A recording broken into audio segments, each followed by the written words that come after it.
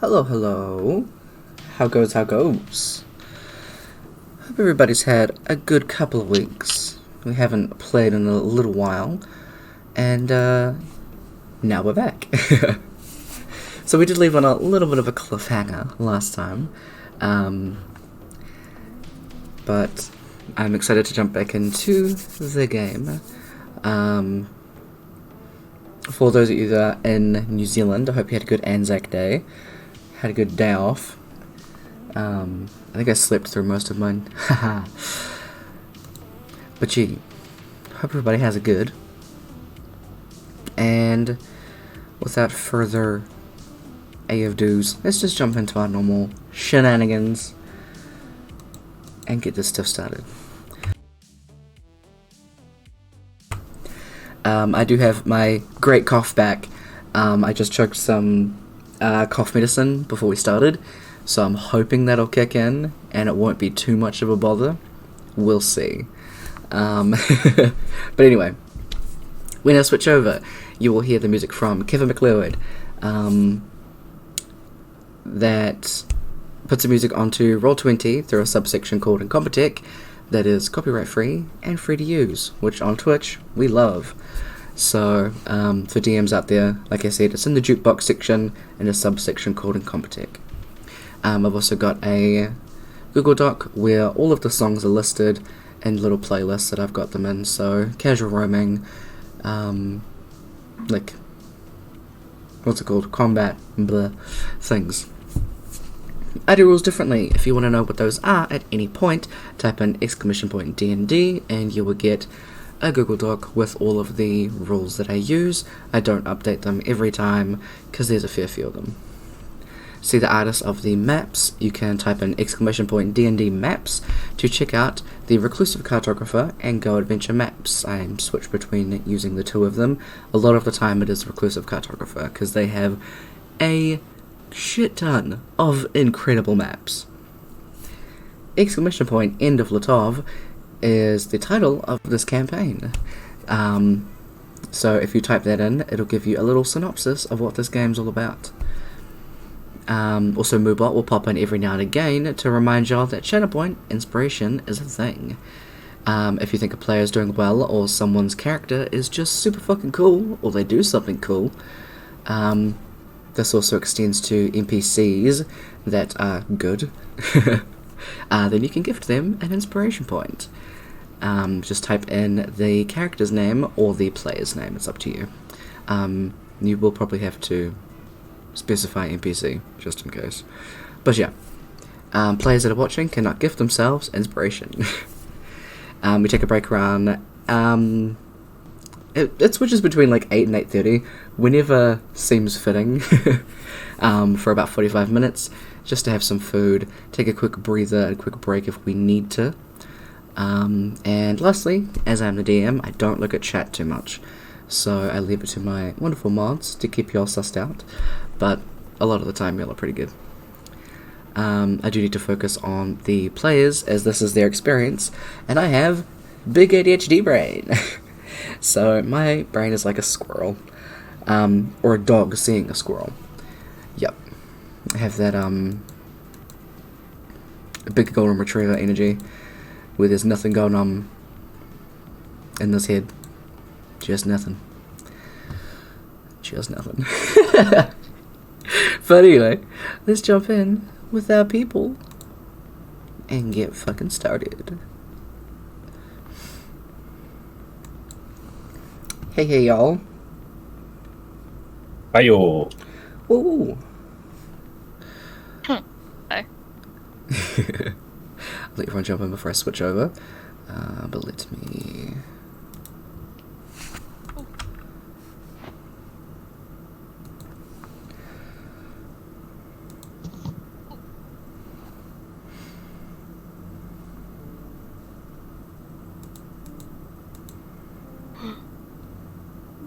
Cool. It's a bit somber. Maybe not that one. Sure, y'all are at a fancy fun tavern. Let's go on this one. Okay. fancy fun tavern. I remember it being sort of a low down sort of a tavern. Fights were almost expected. Don't worry about it. It's both at the same time. What are you on about? Yeah, it's like that one from Tangled, you know, right at the beginning of the movie. Yeah, I didn't move my mic. Okay, so, let me bring this back up. Hopefully that's not too loud. I'm gonna turn it down just a little bit. Alright.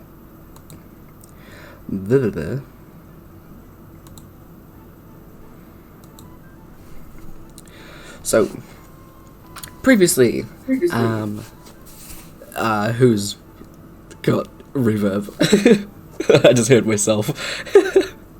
That was terrifying. It always is when you hear yourself. It is. It's alright. I think we're fine. So, on the 18th of Mystic Vale, everybody had pretty much just arrived in Canellan. We are talking to the Phasor family, Amora and Rourke's parents and older sister, and find out that they've been missing for about 8 months. At least y'all didn't seem to miss their birthday, you find out.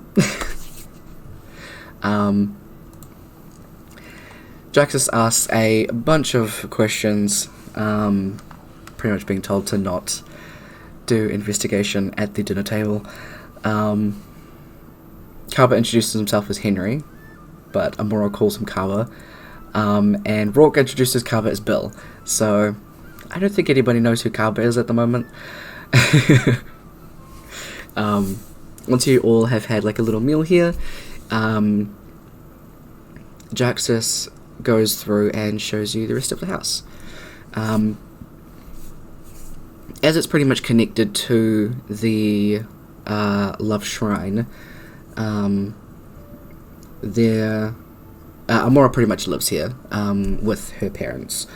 Rourke has a on and off again room, but found out that he had mostly been living at the Adventuring Guild Hall within the town.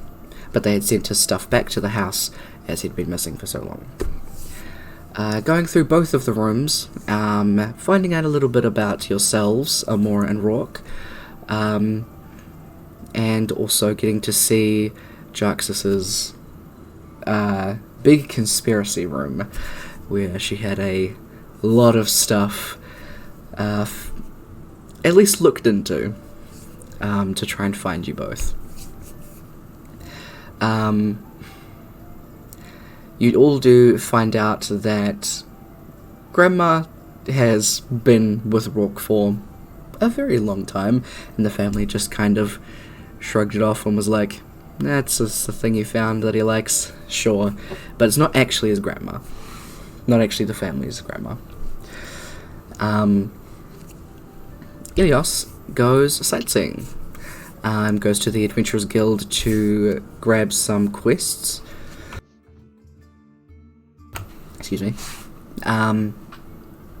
Goes to have a look at the arena and has a look at the upcoming timetables, things like that, and then goes to the library. Manages to get in pretty easily with some very good persuading, even though it is one of the, I guess, like, richer libraries, and goes in and does some searching. After Kaba, Rourke, and Amora are done at the house, you decide it's probably about time to let the people that have been accused of your murder out of jail. So you head down to the Broken Bridge Holding Centre. Cliff is speechless to see Rourke. River is scary and gives a very smug "told you" to the guards. Jeff is extremely thankful to see Amora, as he was quite worried as she seemed to have vanished through falling into a river. Not that river. We don't know. Maybe. Unintentional, by the way. A conversation happens, and it's pretty much figured out that They didn't do anything wrong. It was just some weird series of events that happened, and they're back, so they just let everybody go. And Kava does manage to spot a very weird exchange between Jaxus and Jeff when Amora asks about the gorgeous woman from her memory. Wandering off to the full Armadillo Tavern, everybody has a bunch of drinks as Rourke drops down a bag of gold, and you'll have a few interesting rounds. Everybody has at least a couple of them. Some of you sipping them slower than others, as Ilios arrives back to join you all. Finding River endearingly charming, I think. We'll go with that. We'll go with that. And Amora pulls up Jaxus on Jaxus and Jeff about not telling her about the woman. Jaxus, How can you skip over the best line I've heard you say so far? Despite being a fawn, Jeff looks like a deer in the headlight. Wait, no, isn't he a satyr? He's a satyr, yeah. Oh, yeah, change that one. Yeah. Aren't they? It was fantastic. Aren't they fawns though? They're like fawn goats. Basically the same thing. Yeah, yeah. I think it's the difference between like Greek and Roman. Okay. But yeah. Yeah. Thank you. I was quite happy with that line as well. Jaxus does refuse to go on and say that some things are better off left forgotten, while Jeff does decide to tell Amora about this woman, who was a Asimar, who was very close with Amora, although their love was one-sided. She moved away, which left Amora quite a wreck for a very, very long time, nearly revoking her entire religion over it.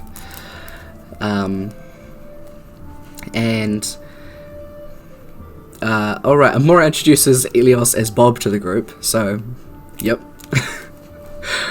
I love that everyone's getting in on this now. After I had already introduced myself. Yeah. Gotta do it for the meme. Absolutely. It's just gonna be a thing throughout the whole Oh, campaign. it so is. It's just gonna be like, okay, so this is the actual name, this is who knows them as this name. Yep. Fuck. It's just gonna make it so confusing. Can't I will wait. take notes of it every single time, so it is trackable, just a pain in the ass. Go and have a look at who it is. Good, I'm just gonna thank you. start calling you both completely different names. Amazing. So, once everybody's had a few drinks and is all together, you get some food finally. And as Amora goes to have a big bite of her meat-based meal, Jeff is horrified and tells her that she is a vegetarian and has been for a very, very long time.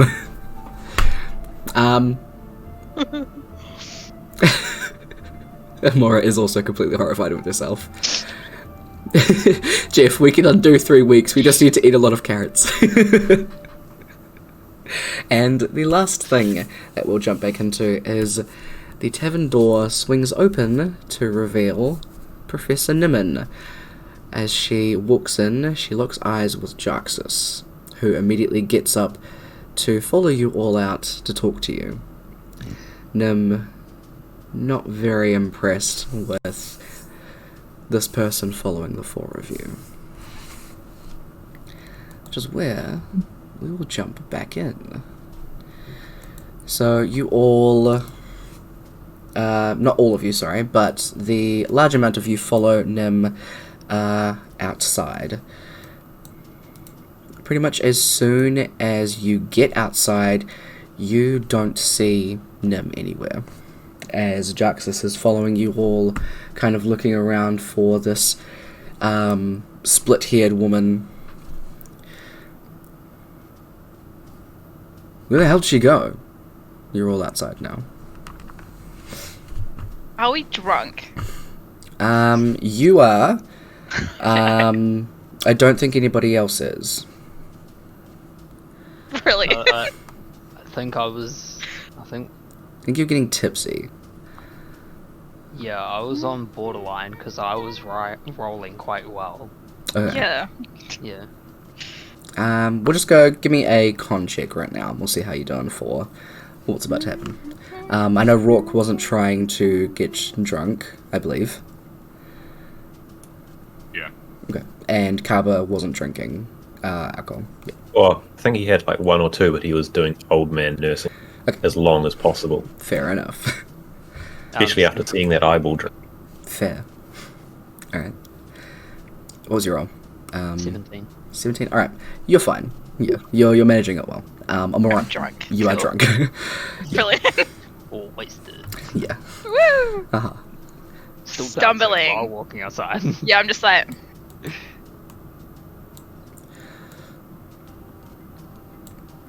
Okay. maybe she did that disappearing thing again.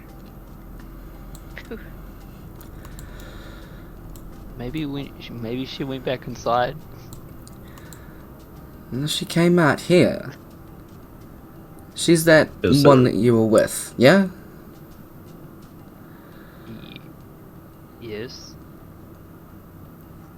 You all saw her too, right? Like, I wasn't just imagining it. No. Yeah, she I was just followed there. you. Rourke will just go like look around a corner. Alright, sweet. As you walk forward into pretty much like the townish little townish square, I will switch y'all over. As y'all are all chilling over here with everybody inside. Rook, make a perception check. Oh god.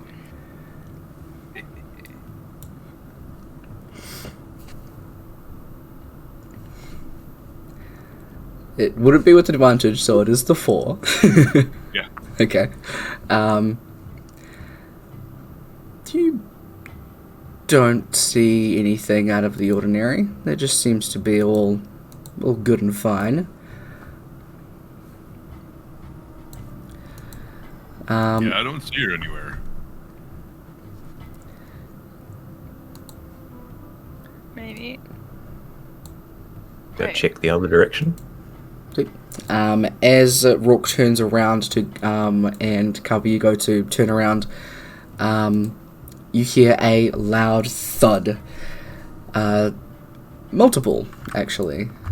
Oh. As behind Rourke and on top of one of the buildings, you see these creatures made of stone that just lean over the side and immediately just like make this deep guttural gargling roaring sound at you, and the one behind Rourke is going to make an attack.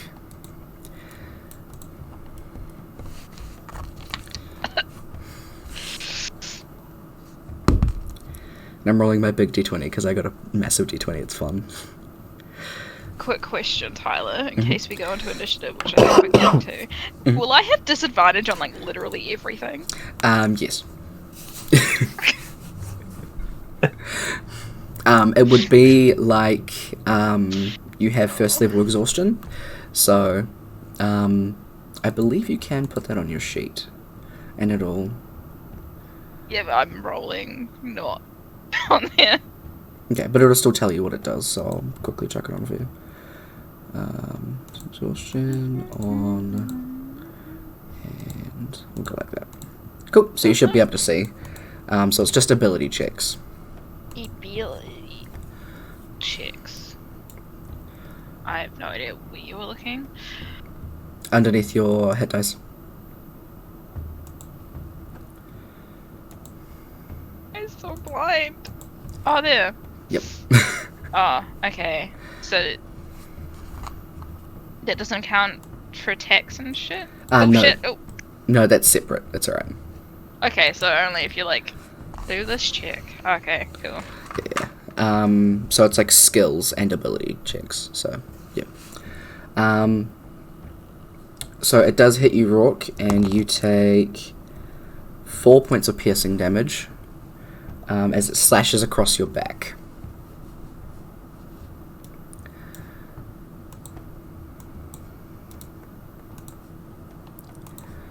Just give me a second to clear the turn order if I need to. Alright. Everybody roll for initiative. Yay. God, jeez. Oh wait. Fuck, I forgot. Does initiative count as a thingy? It does. Ability. Is that ability? Mhm. Okay. 2d20. Okay, so it's the. That's 5. Oh wait, I can do it myself. Duh. Where's my person? Oh no, I can't. It's 5. Okay.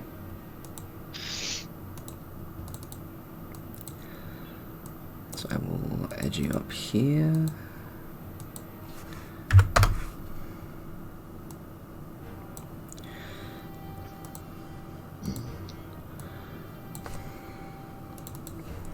Awesome. So Jaxus is up first and pretty much sees the creature above and also behind Rourke, and is immediately going to pull out a dagger from her side and just immediately throw it over to Rourke. It goes by your ear, Rourke, and goes into the creature.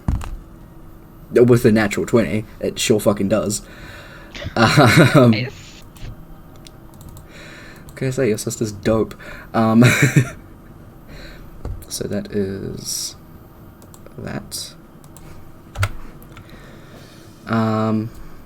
Math.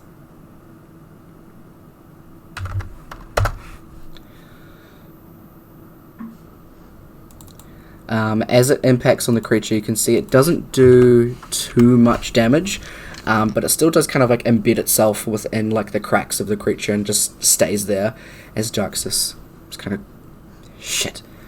Where the hell did that lady go? Did she summon these things? As she goes to the side over here to try and get out of the way. That's our turn. Kaba.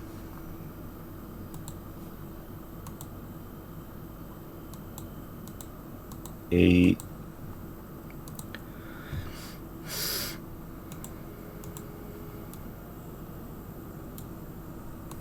move one step over, grab a pebble, and fire catapult. Alright.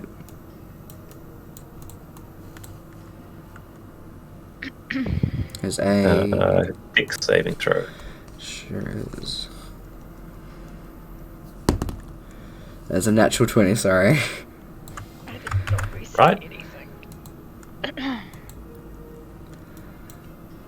Nothing else. Okay. It is their go. Whoops. Sorry, that's for me to take. Gigantic Carver and Gigantic Amora step onto the... Oh, all of them. All of you. No, that's how I keep track of your health on a different layer.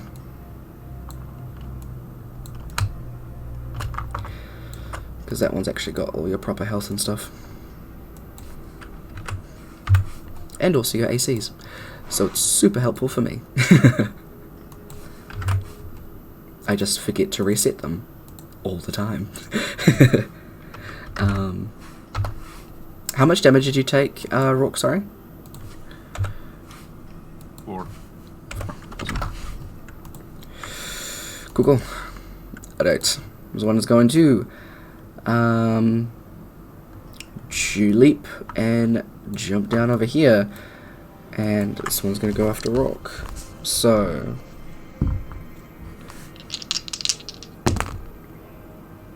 one misses, one hits. You get hit with a bite, Rourke, as it more opens up. It's just these rows of stone teeth. Some of them are cracked and chipped, but they still dig into the side of your shoulder. You take 6 points of damage.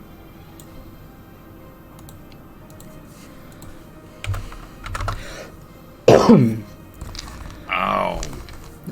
One is going to hit Kaba with its claws, and then it's going to bite into Amora. So Kaba, Amora.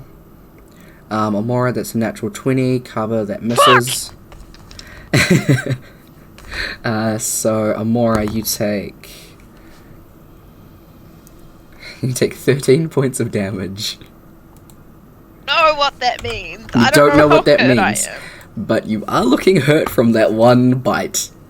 So that leeches onto your side and just like pulls back with you still in its mouth, and you get lifted up off the ground, your legs dangling for a second, so you can feel it digging into your shoulder and collarbones. Jaxus looks around the corner and screams out, "Amora!" That is... Yeah, she just kind of screams a little. Mm-hmm. Just a little. Just a little. Yeah. Rourke, you are up. I will bonus action rage. Absolutely.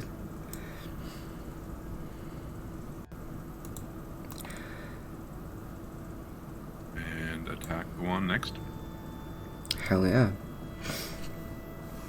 Again, you can feel that thrumming of energy and that chanting and the echoing all around you. 22 definitely hits. Where is that thing? Awesome. So it doesn't look like it takes all of that damage, but you still definitely take a good swing at it.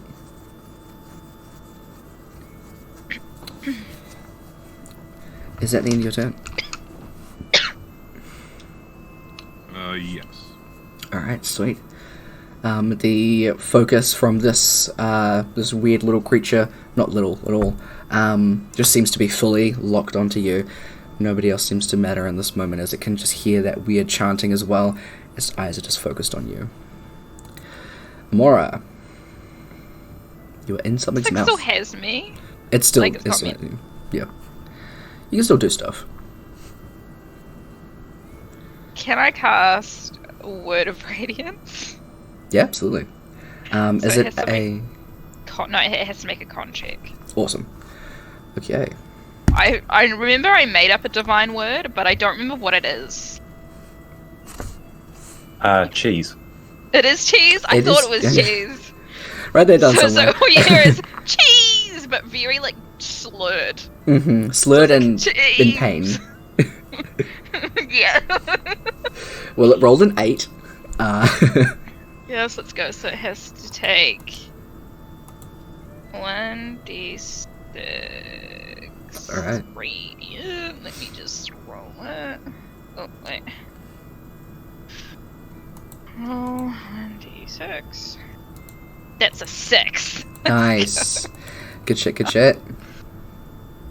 That was like action. I don't think there's much else I can do right now. I'm just gonna stay in its mouth. Word of Radiance is a cantrip, yeah? Yes. You can cast your shield spell. Your Oh, can I spiritual cast? weapon. Because you Oh, so casted if a I cast cantrip. Oh, okay. Well then, yeah, cast it as well as my bonus action. Awesome. Where do you And want to just- chuck it? Literally, just like right next to me. Alright. I need to save the shield that I keep using for you. Or actually draw one, because your shield looks different to the one I keep using. A melee spell attack. Is Yeah, that go gonna have disadvantage? No, because it's an attack, Okay, not an ability. okay. So 1d20 plus 6. D20 plus 6. There's a 24. Definitely hits. Yes, let's go. Right, where's my shield thing? So it's D8 plus D8. your wisdom Which modifier. is 4. Awesome. Roll 1d8. At some point, I'm gonna have that memorized. That's a 5. We're good. Just Sweet, like sweet. roll the 1. Okay, still takes damage. And it does seem to take all of that damage from the radiant and the force as well. So Nice. Okay, that's the end of my turn, just dangling. Okay. Ilios.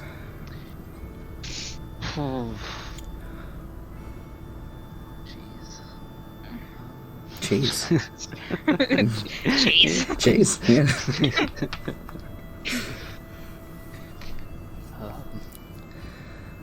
Yes, pretty much seeing the damage that one's doing to Amora, or done to Amora. Would probably go to reach it, like reach out to it, but cast Chill Touch, Alright, awesome. which is a +7, which that's 20. Awesome, that hits. Hey.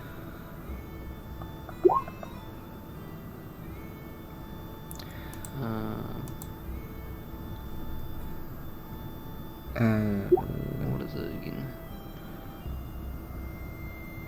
D8. 1d8. Where the fuck is my d8s?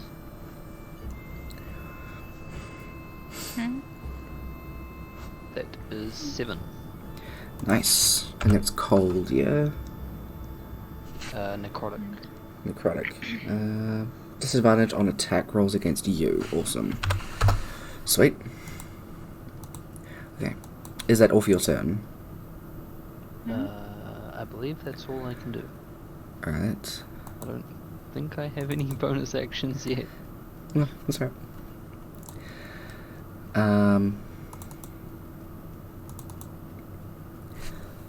Jaxus is going to duck back behind here for a quick second. Yep. And then pull out her short bow and line up a shot at the one that's got Amora, pretty much popping back out, but up here. And make her attack. 28 hits and she gets her sneak attack. And I realized I should be doing this. Always whisper the rolls, please. I don't need you to know what level she is. Gonna kill us all. Nice. Probably fucking could. Probably would demolish me. Actually, I don't know how much older she's meant to be. She's a good few years older. She's like 29. I So forgot she's like, how old we were. I think she's like 7 or 8 years older. Okay, so Are we that's... 21? Yeah, I'm pretty sure you're 21. Off the top of my head, though. I'd have to check properly. But yeah, she takes a shot at it, and it like lodges itself into its eye, and drops you out of its mouth, Amora. It like staggers back for a second and goes to try and pull it out. And as it does, it just yanks out its entire eye out of its socket, and it's just like clawing at its own face. As Jaxus is just kind of sitting up there, lines up another one and turns around towards where Rourke is ready to shoot at the other one next turn. That's her go, Kaba.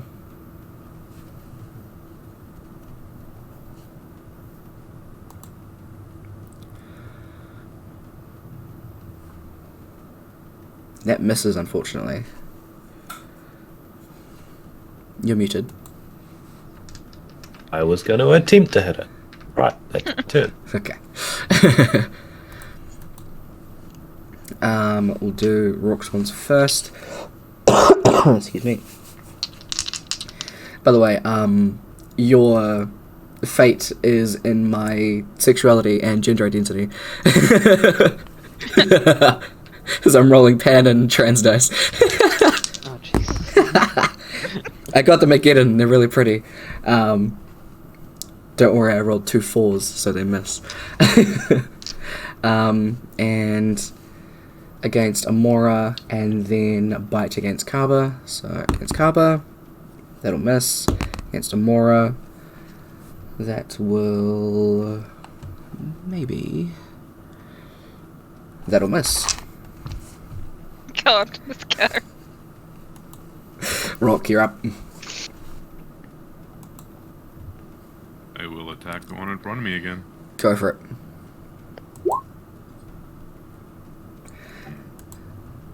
I'm gonna use inspiration. Go for it.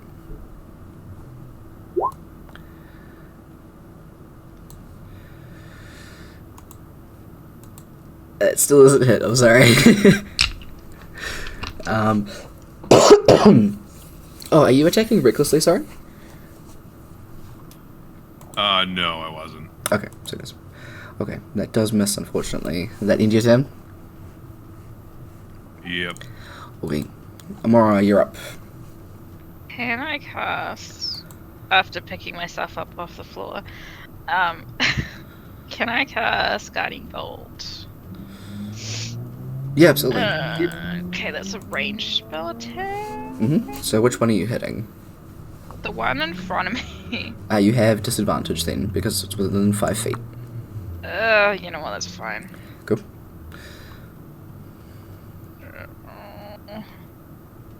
Let's see if...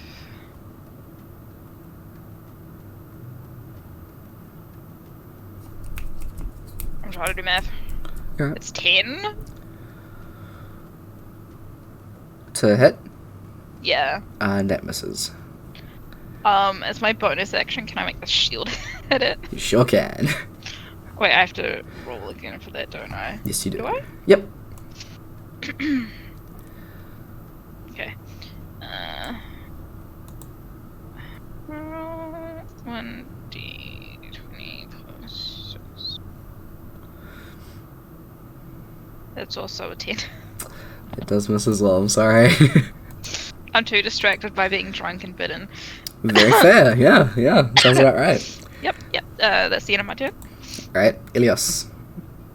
I'm gonna do the same thing, but on the one that's attacking Rock. Okay, sweet. Natural 20. Nice, good shit. Fucking amazing, let's go.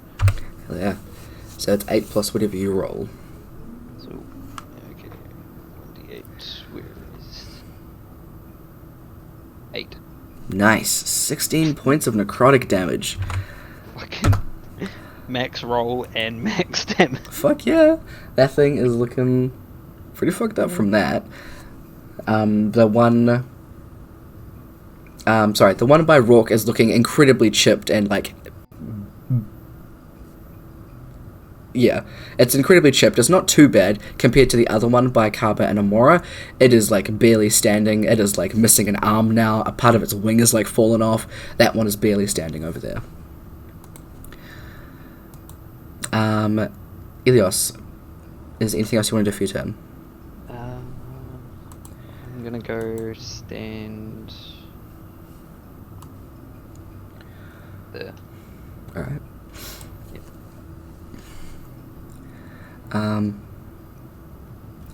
As you take a step forward, you almost feel like you bump into somebody, and you feel like a hand on your shoulder as you hear a luckily familiar voice. Look, I cannot interact with that woman. I need to talk to the group of you alone. Meet me at the arena's entrance. And you feel the hand vanish.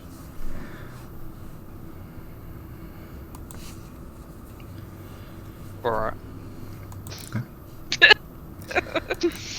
And with that, it is Jax's turn, as she's going to take a shot at the one over by Rock. And as she does... Of course she rolled it, that's really funny. She steps over and goes to line up her shot, and it's almost like she notices something move by her, and then she's like, hey! And she completely fucks up her shot. It's gonna hit Ilios. Oh, fuck. As the arrow falls out of her bow and just kind of like hits the gutter and just lands in your shoulder. It won't be too much damage. It'll be pretty much like halved because it's not a full attack. It isn't a full. It's an accident. But you do take 4 points of damage. That's enough. That's enough. You die. You I explode. dropped to my knee. I dropped to my knee and just because God damn you. She kind of peeks over the side. Is like, my bad, and ducks away. Karma, you're up. I don't have to interact with you. You're right not to trust her. That's great. I'm gonna do a heroic inspiration. Go for it. Excuse me. You gonna keep that roll? I'm only ever gonna spend inspiration on one roll at a time. Very fair. Unfortunately, that still doesn't hit.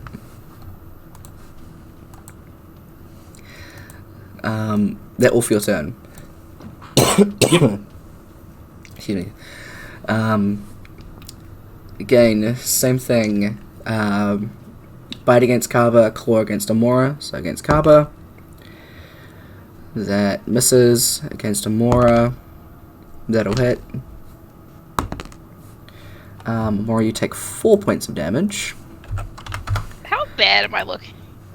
Aside from the massive bite mark in your shoulder that is bleeding profusely, you do take a slash across the stomach. You're bleeding quite a bit. You're not feeling pass out woozy, but you're getting there. You're hurting quite a bit. Okay. I'm also drunk. You are also as drunk. Fuck. Mm-hmm. I'm taking that into account. As you should. Against Rourke. One will hit, one will miss. Again, it's going to claw against you. That is 8 points of damage, halved to 4. As it slashes across your shoulder, kind of digs in for a second before kind of like scraping against you. You can hear from the inside as Cliff yells, "Hey, nobody messes with our bro! What the hell?" And you can hear them starting to make their way outside. As Jeff is just like, what's happening? Jeff's a pacifist. Jeff is a bit of a pacifist. I still want to just run in and grab Jeff and drag him out. Use him as a shield, it's fine. Rock, it's your turn. Traumatize him even more. That would be the plan. Hey, if I'm gonna use anyone as a shield right now, it's gonna be the bitch on the roof that hit me. Go for it. Rock, you're up. What are you gonna do? I'm going at the one in front of me again. Alright, sit tight.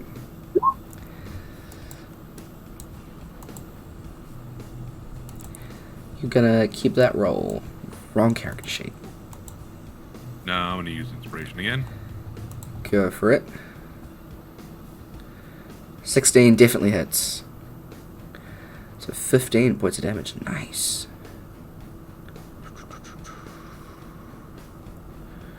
Alright, awesome.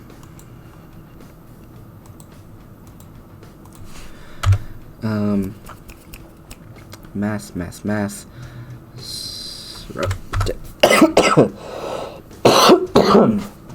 It turns out that cough medicine did nothing. Alright. That one is now looking pretty hurt. Again, you managed to lob off one of its wings, and it is just like screeching and hollering, crumbling away. That'll feel go. I will roar back in its face, and then yeah, I'll find my turn. Nice. Are you doing that as like an intimidation kind of thing, or are you just trying to be like, no, I'm better than you?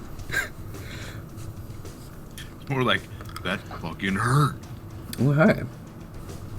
I'll say we'll do an intimidation check anyway. Roll intimidation. Let's go. Nice. Okay. is not that wise. Okay. And you kind of roar in its face. It just kind of doesn't even flinch, but it just kind of like the corners of its mouth turn up into like a feral little grin as little like pebbles and stuff like slowly fall out of its mouth, almost like drool, as it just kind of grins down at you. It likes a challenge. Amora, you're up. It's my bonus action. I'd like to hit it with the shield. Go for Or it. try to. Mhm. It's a non-natural 20. Nice, definitely hits. That's a D8 plus 4. It's 12 to hit that one. 12 to No, hit it's with 12 damage. damage. Okay. It's a 20, non-natural. Okay. To hit it. It's a 12 damage. Alright, awesome. How do you want to kill it? I would like the shield to just chop off its head. Just straight through through the neck. Alright, nice. I'll just move these guys. So, as you go to hit it, you kind of lodge it in the like top part of its jaw as it goes to roar at you. And as you do, you just kind of like continue pushing it until you can see the cracks forming up its jaw, until just the top part of its head just like pops off. And then the shield's just kind of like sitting in the lower part of its jaw as it just kind of stays there for a second, because it's not hovering or flying, it is on the ground. It just kind of falls over as the top part of its head just like hits part of a building a little ways away. Nice. And then for my action, I'd like to cast Guiding Bolt on the one that's still alive. Alright, go for it.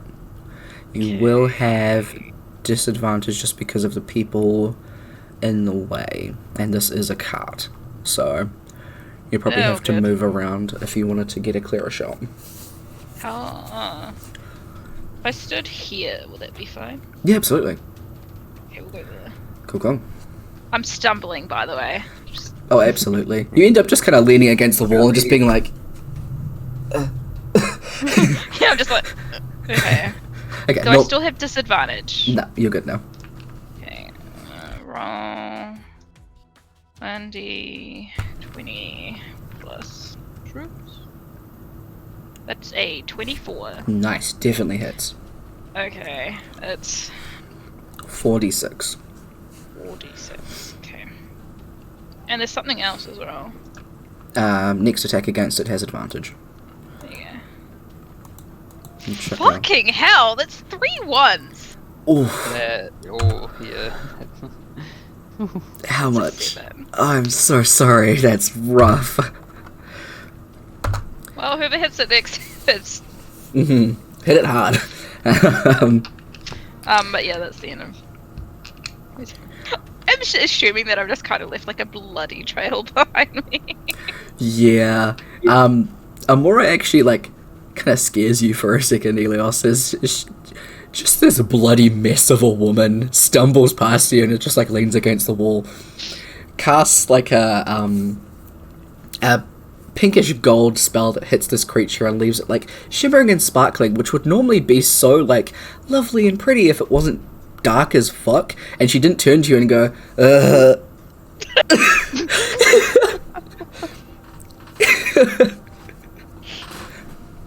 Elios is just gonna like shove that feeling of shock deep down and not show any emotion. Very fair.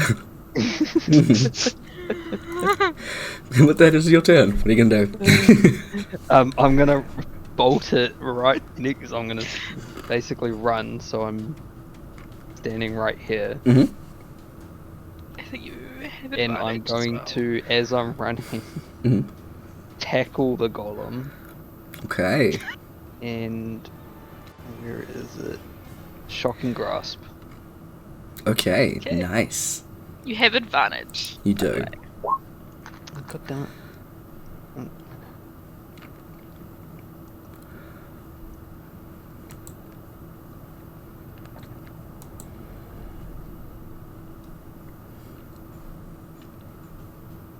So make another melee attack.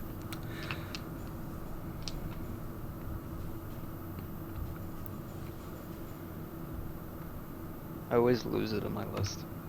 You're right. Nice. That worked. Good shit. Okay. Absolutely so. What I get you to do is make a strength check. That is a 18. Nice. Okay, so you absolutely tackle this thing. What's your damage on that? So I rolled a 4. Okay, so that is 12 lightning damage. Nice. Guess I'll take that off. So, Rourke, pretty much you feel the static electricity just move past you quickly as this creature that is just like grinning at you is suddenly just like and just hits the ground.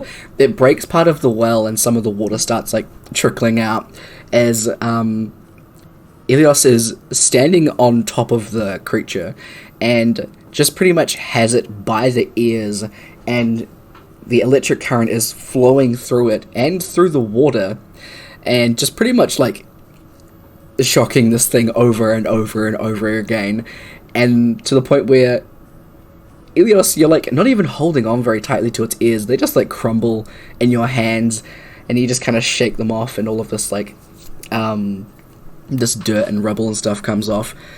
The water is starting to move a little bit towards you, Raw, because you just kind of step to the side so you don't get electrocuted.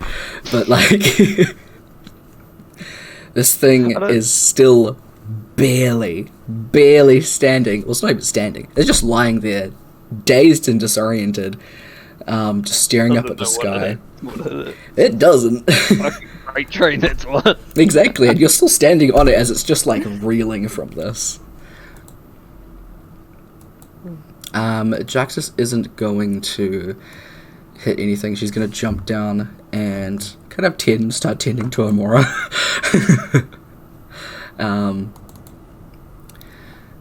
So she just kind of feeds you a healing potion.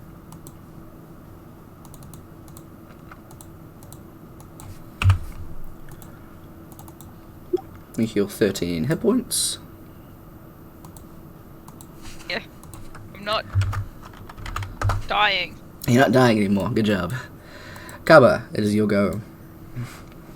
I'm going to start wandering over to the final one, grumbling under my breath about how I'm a woodworker, not a stone worker. Nice. Love it. Oh, hell yeah. That's Right, going to be a whole turn. thing. Nice. The creature's still, like, dazed. I'm pretty much going to say it's stunned. There's no fucking idea what to do. It's just going to lay there. Rock. Finish it. Yeah, just gonna step up and just overhand. Awesome. You do have advantage, because they are prone.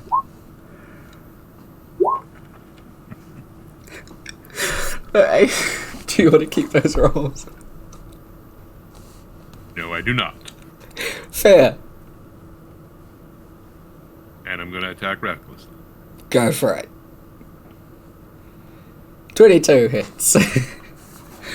And that is definitely enough to finish it off. How do you want to finish this thing? Just axe overhead, straight down into it. Nice. As it's still kind of like reeling, it almost starts to get up to just try and like claw at you. Ilios, you just kind of like step off its chest as Rourke comes over and just full fucking ham over the head comes down onto this thing. It just turns this fucking boulder into pebbles. And it just kind of explodes everywhere. Yeah, it's fucking dead. I'm gonna reach out to Rourke like that. Just not even say anything. Just put my fist out. Nice. When you connect, you can definitely feel how strong Rourke is, and there's kind of that, almost that like lingering chanting that happens around Rourke, that you can hear, and as you connect Knuckles, it almost feels like that like static shock, but it's just like pure fucking power and anger. Rourke, you do feel a little bit of that, like, you know, someone's been like shuffling on the floor and they like zap you. You definitely feel that on on Elias's knuckles. And that kind of shakes you from your rage. As everybody comes over, and Jeff is kind of peeking out the window. That River just like climbed out of like a pure fucking gremlin. Jeff is just like. River didn't even climb, she just jumped through. Exactly. And I imagine she like fully like feet in the windowsill and is just like and that's how she got out. Yep. Yeah. Cliff used the door. Sensible. Yeah. Despite being drunk off his face, sensible. But yeah, you are out of initiative. Yay. Jeff eventually does come out of the tavern and just very slowly starts like picking up little bits of rock and like mending the well together. It's just like, it's the city's water supply. What? I was like, I don't care what you do, I'm just gonna do this. I'm gonna look at him for a moment and then I'm gonna turn and just go check on Amora, make sure she's okay. Mm-hmm. She's currently sitting on the ground, Mm-hmm. trying to stop her sister from fussing. Mm-hmm. She's like holding another potion and like some bandages and just like, do you need another one? Because you're still like bleeding. Just to let me. Yeah. Amora's just like, and then like in the midst of this like drunkenness, we'll just. What is my... Where is it? We'll just cast Cure Wounds on herself. Absolutely. That'll definitely get you up to full. As the Cool, there you go. like shimmering magic closes the wounds further and pretty much leaves them non-existent. That's loud. Can they scar though? Because that would be dope. Oh yeah, they definitely scar. Yes, let's go. Yeah. It So. fucked you up enough to scar. Oh yeah. Oh With yeah, a crit. it slashed my stomach and bit me on the shoulder. Mm-hmm. Yeah. So there are definitely some scratches. Well, scratches across your stomach and just like puncture wounds and a couple of other marks and a lot of bruising actually that is still on your shoulder. I'm gonna wander around, help Jeff. Nice. Gonna be a stoneworker. I'm collecting. That's like I'm collecting stuff for him and handing it off to him. Mm-hmm. Oh, so I can do that. You're a stone delivery man. Stone deliverer. Stone delivery. Yeah, don't go for. Oh. Excuse me. Work out for the day. As Jeff is slowly like picking up pieces that he thinks are from the well, he picks up a part of the creature and it's just like a part of an eye and just like ah! You just hear a bloop as it lands in the well. Do you think that'll taint the water like dead meat will, or does it actually stuck? Oh, by the gods! And it starts like reaching down and tries to find it. You're vegetarian as well now, aren't you? As well as more. So, do you think you can drink that now? Or is this well now completely off limits? You know, I hadn't thought about it, and now that I am, I don't want to be thinking about it. So How many carrots do you need to throw down that well for it to be okay?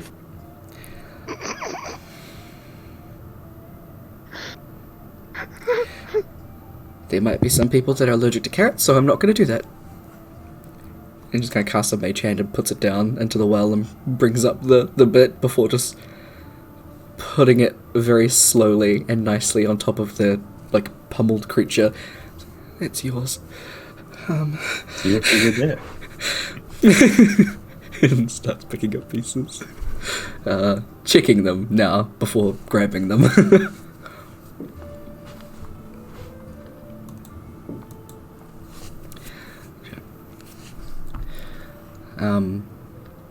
So what do you all want to do out here now that the fight is over?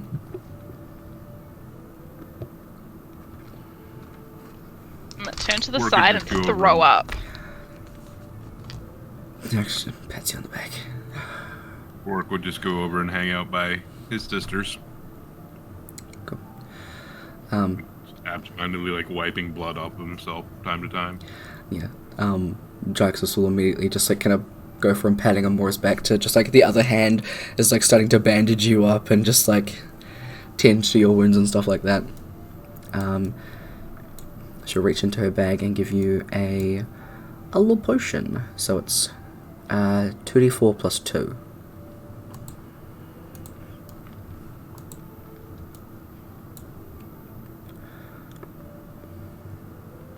Ooh.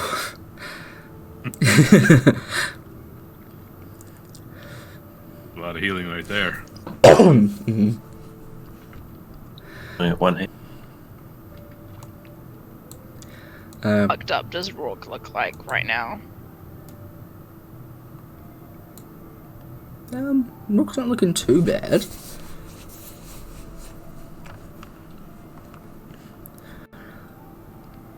It looks like he'll manage.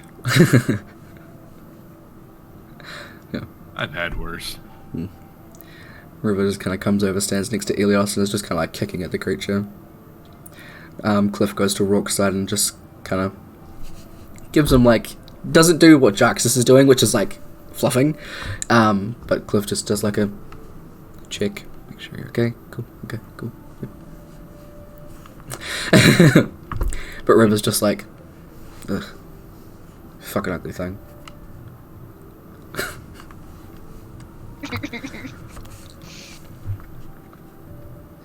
I'm just gonna nod in agreement with River. I'm not gonna say anything. Cool tackle.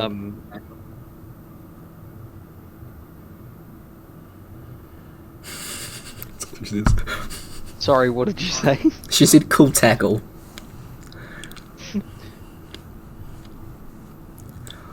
Thank you. Yeah. And then just pulls a drink out of somewhere. Fair enough. Cool. I am gonna go down by Kaba and tell him what happened during the fight as I stepped away from him and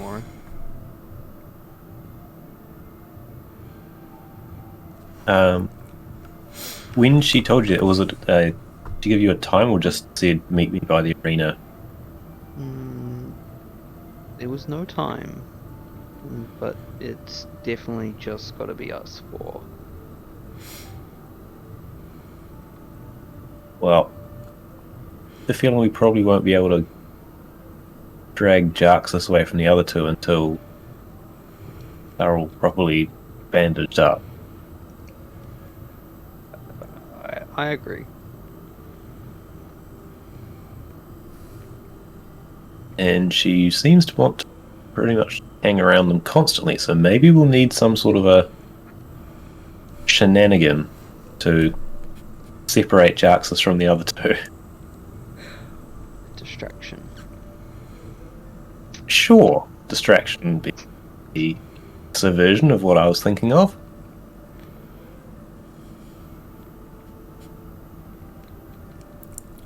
Just gonna stand there and just continuously nod.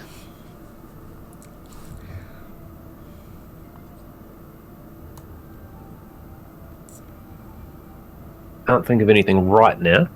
Maybe if you can get the word to them, to the two others. I will try. So.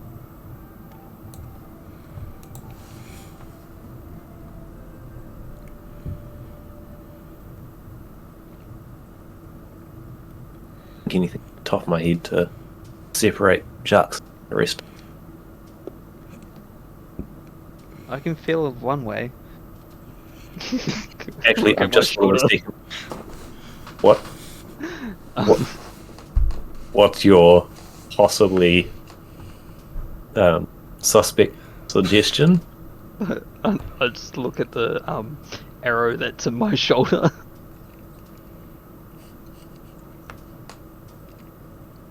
I'm not following. Don't worry about it. Okay then, I won't. On the other hand, you could tell Jaxus that you ran into an invisible Nim and that she was going to meet us in some other location. That might get Jaxus paranoid enough to go off and her invisible Nim out in a different location without us, giving us freedom to go to the arena. I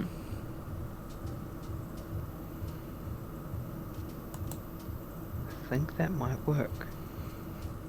Yeah, I mean, especially given all the stories you've told and back in the other little towns, I've got great faith in your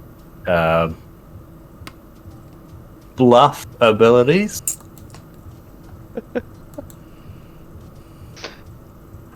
Thank you, Kaba. Thank you.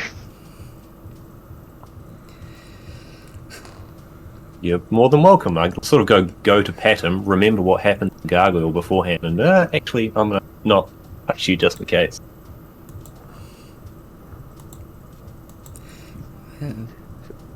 Fair.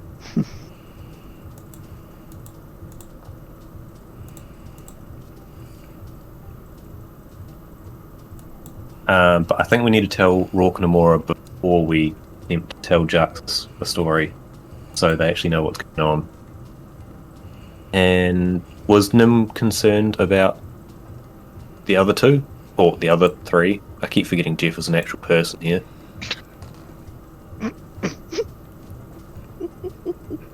Oh, Jeff. Not as far as I could tell. But she did say just the four of us.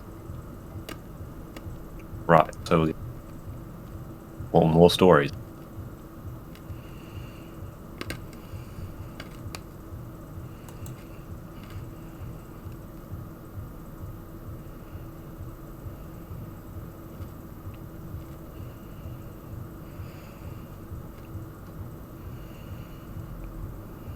Maybe Rourke will have something for Cliff and River to sort of, maybe, and I'll catch you up later. Talk about things, got to sort something else out at home, sort of thing. Maybe. Best I can think of. No idea about Jeff. Again, I keep forgetting that he's an actual factor in anything. So I'm gonna yeah. I'm still helping him, picking up all these stone pieces and everything, while talking about the fact that I don't really recognize them function.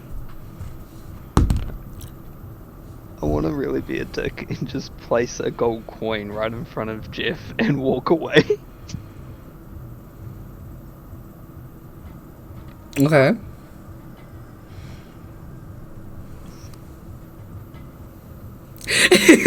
Into the pocket.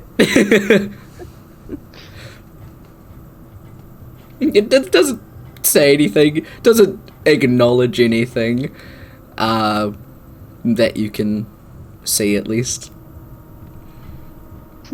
Unless you want to look further, that's up to you. Nah.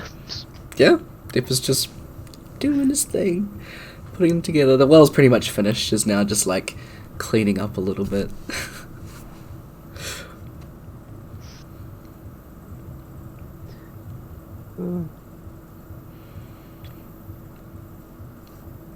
Okay. I am going to confront Jaxus Yep, Jaxus. about the arrow in my fucking shoulder. Yeah. While you do that, I'd like to try and whisper words to the other two. While you've got that going.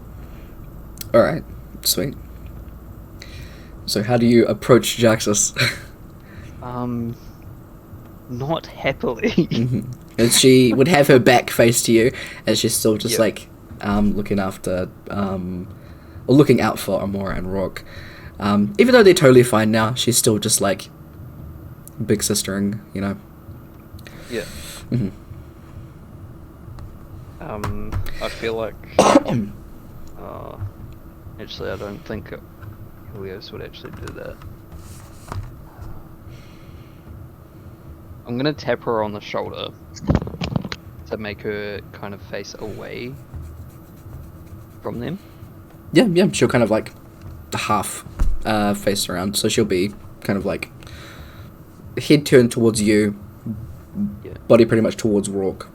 Yeah.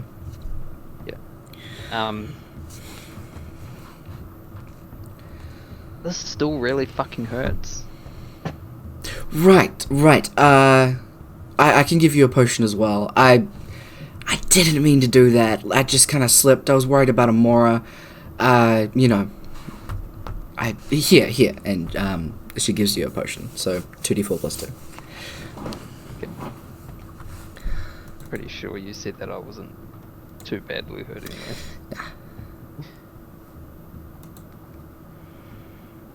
Yeah, you're easily back at full now. I will get her.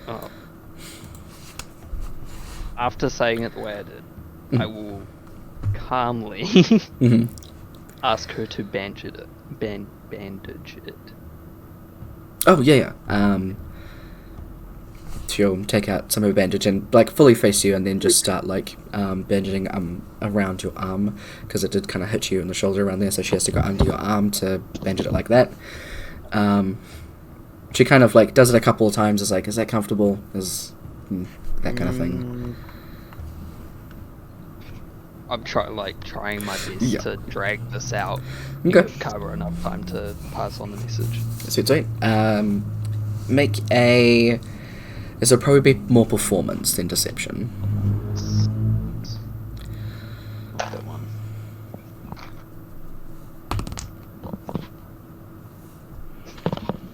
$18. Nice. Okay. Wait, hold on. I think I got that calculation right in my head. Performance, you said, eh? Yep. 19. 19. Nice. Okay. Cool. So while this is happening, Makaba, you go over to Amora and Rourke. Jaxus is now fully facing away from them, helping Elios.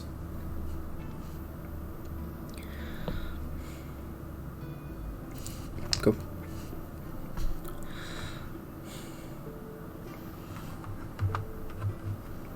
So, lean in, sort of close. Hey, Nim wants to meet by the arena, but just us four. Aeolus can handle Jackson. You guys are ready. And head out.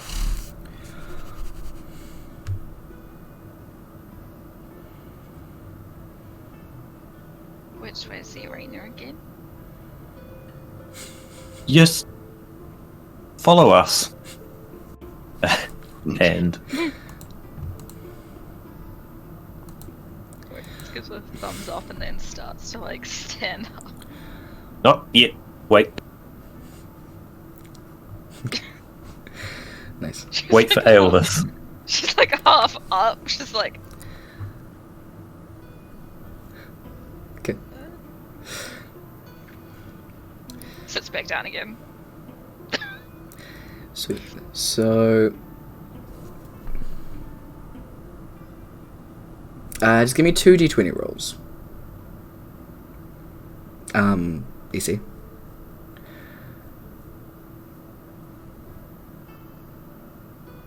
Holy shit! That is incredible. What the fuck? You're well. That is absolutely incredible. They're both 20s. They sure fucking are.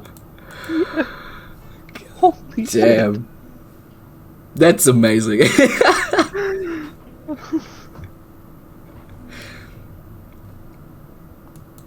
Okay. You feel pretty confident in your sneaking abilities and laying this all out. very, very confident. Alright. Cliff, who is right next to you, is just like, are we gonna go back inside and keep drinking? Or do you guys have something to do tomorrow? I mean, like, first day as a free man tomorrow. So I don't really know what to do.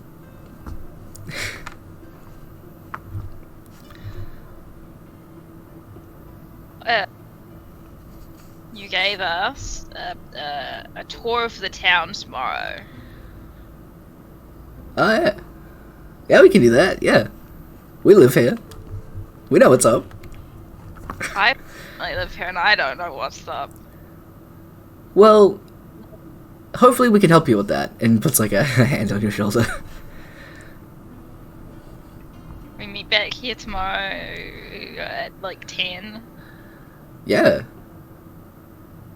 Oh, Sounds man. good. I'll let the others know. Cool. Hey, Don't forget to check what the remains of Rourke's tab were on your way out.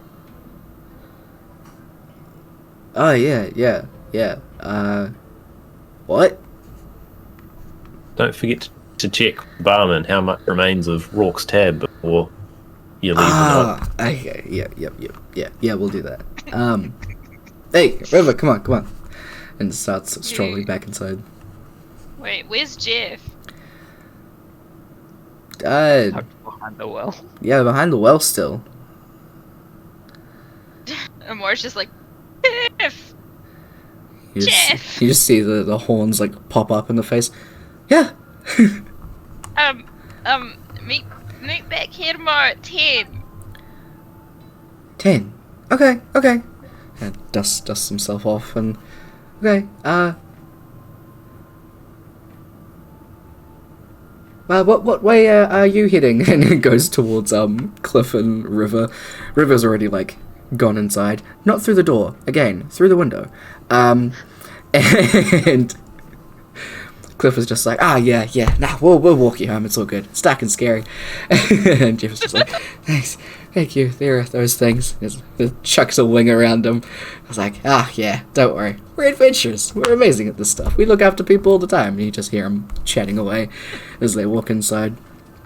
A little bit later, they do leave, give all of you a wave, and head off in a direction. River does kind of leg back for a second and goes to Rourke. Do you want your room back at the guild hall?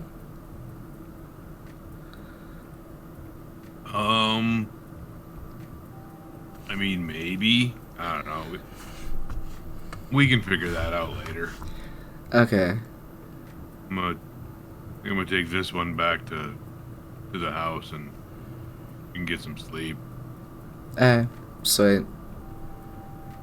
Well, I'm gonna take my room back there anyway, so no one better be in there. So yeah.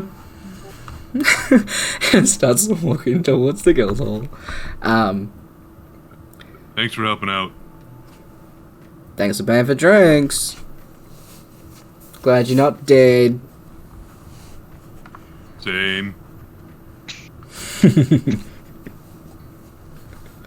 They vanish into the night. Cool. So it is just the four of you and Jaxus now.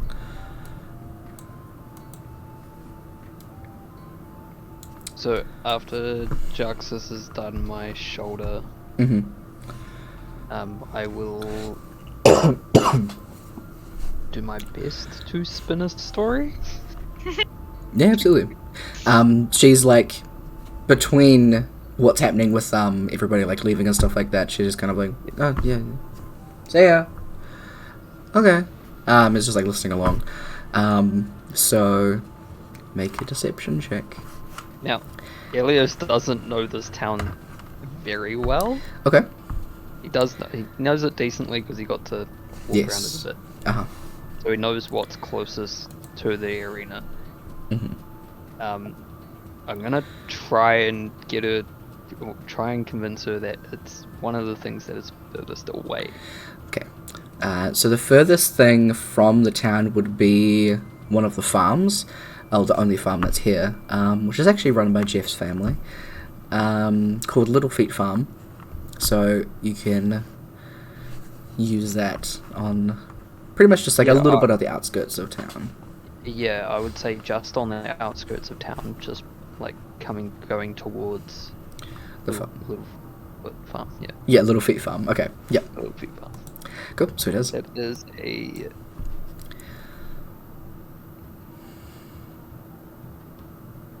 dirty 20. All right. Yay. Cool. So just going against her passive, because there's no need for her to roll. She doesn't have any inkling that you're like lying to her, so she's just like, okay. She's a very hard person to read. I'm pretty sure I mean, she's like agreeing with everything. It's like, yeah, okay. So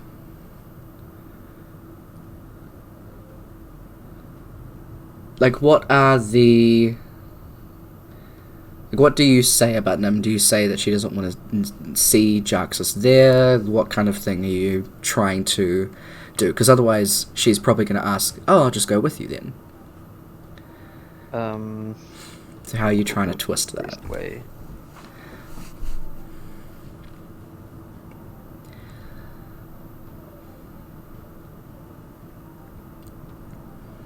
I don't know if I'd be able to convince her, but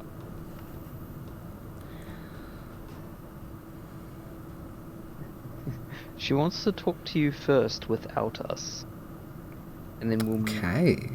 meet you there. Mm-hmm.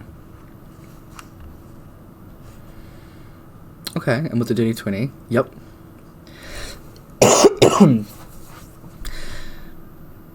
Yeah, Jax is like, okay, good.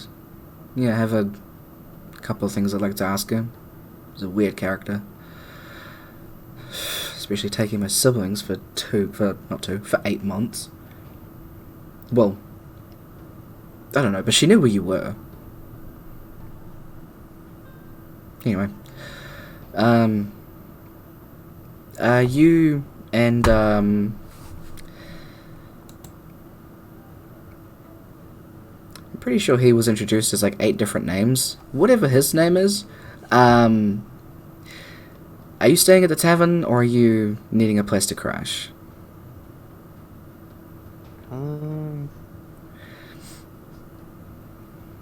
I can stay at the tavern. What about you, 8 names? 8? That's fantastic. Thank you. What about me, Friendly Fire? It wasn't unintentional, but okay. You staying at the tavern, or you need a place to stay? I mean, I'm open for places to stay. Tavern the backup, I suppose. Okay. I'm sure the parentals won't mind. We've got another room. Fantastic. Thanks for the offer, Friendly Fire. No problem, mate. Names. Okay, so let's get back to the house. Yeah. I guess we'll meet you later. You did introduce yourself as Elios. I believe so. Yeah. Someone else decided to introduce me as Good. So, 3 of you and Jarxus head back to the Love Shrine, where there is the house and stuff like that. Amora, you have your room. Rook, you have your room. There is a spare bedroom as well. That is kind of like an off... you know, like those little rooms that are like little cabins that are separate from the house? It's kind of like that. And that's where she shows Carper to. And then she'll go into her like study area. You guys do have to be pretty quiet as you're coming in, just because the parentals are sleeping. Elios, as you come back into the tavern, the person behind the counter is pretty much just like, thanks for keeping those things out of here. Don't worry about it. Just head up to her room. Chucks you a key.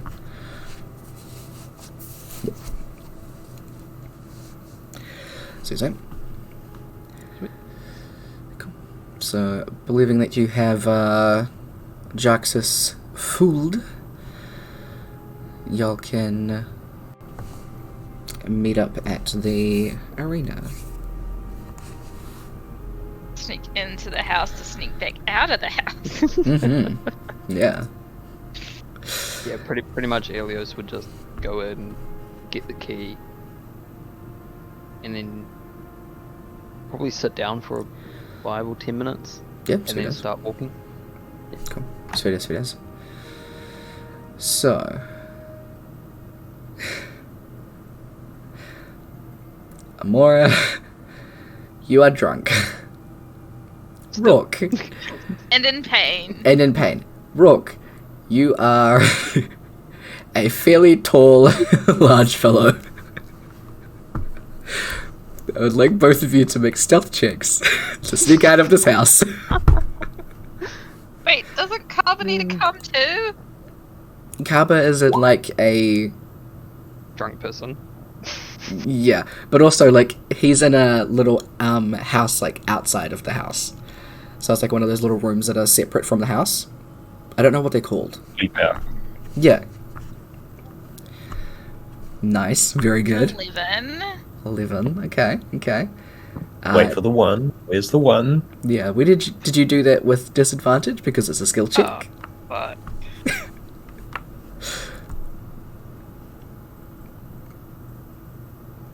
it's a 9. Okay, there we go. Against Jaxus is passive.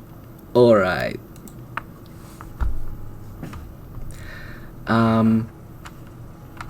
As you get up, you kind of open the doors and like lock eyes with each other and are like, okay, let's go. Amora, you kind of like use the walls and are like using them to get across the room. You knock like a painting. It doesn't fall or anything, you just like knock it. It's just like, shh, painting, shh. You turn around, Rock's gone. Okay. You keep going through the house. Kind of like a spider, except you're using all of the walls. Not just one. You feel like you're pretty quiet though. Jaxus doesn't wake up, neither do your parents. As you meet up outside with Kaba and then head over in the direction of the arena, you meet up with Elios. You are... What took you guys so long?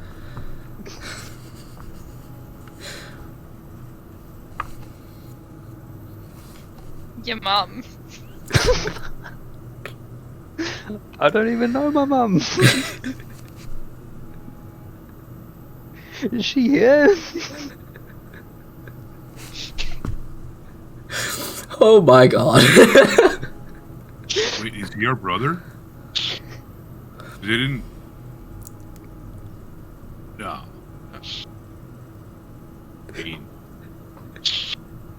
No, they didn't know you.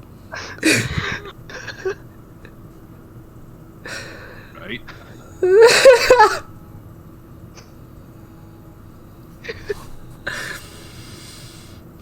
Oh my god. I love this group.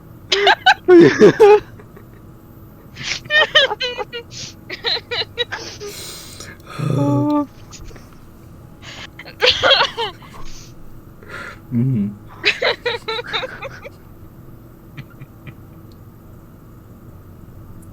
Those three of you take inspiration points. Fuck y'all. That's so fucking funny. I'm at max. Fuck you then. Oh my god. Also, I absolutely should give you an inspiration point essay for friendly fire in response to 8 names. That was great. I mean, we were giving each other nicknames. Exactly. I forgot to say it at the time. My bad. I was too busy laughing. So funny. Ow, my face. Okay. So, y'all are all together after that, discussion? I don't know. You make your way to the arena. The large double black blades over the massive stadium are crossed, and you can see there is like two sets of double doors. The first double door is open, open a little bit, so you can get into the next bit.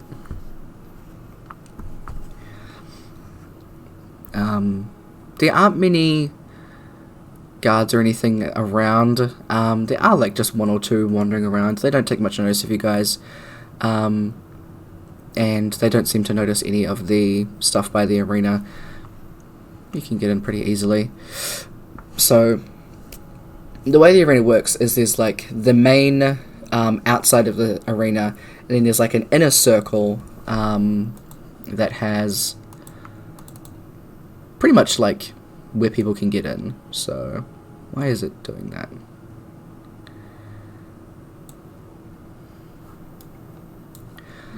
Take that. Oh my god.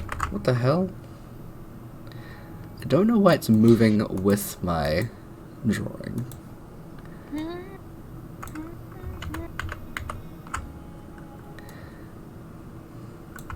What the hell? Sorry, my Roll20 is being very weird. I'm gonna do it on the screen. Anyway.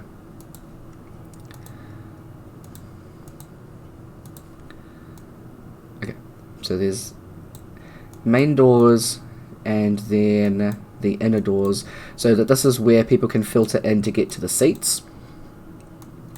And then there's the actual like seats, and then the stadium itself is that little bit in there. So yeah, it's kind of like that. If you can see that, okay.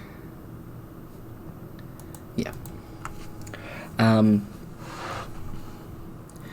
So you'll go in there and oops, my god, I was still on the drawing tool. And get to that like outer part, and can go into pretty much into the main arena itself. Going in there, you can see just kind of sitting there, not sitting there, sorry, standing there, flipping through a book with another spectral version of herself is Nim.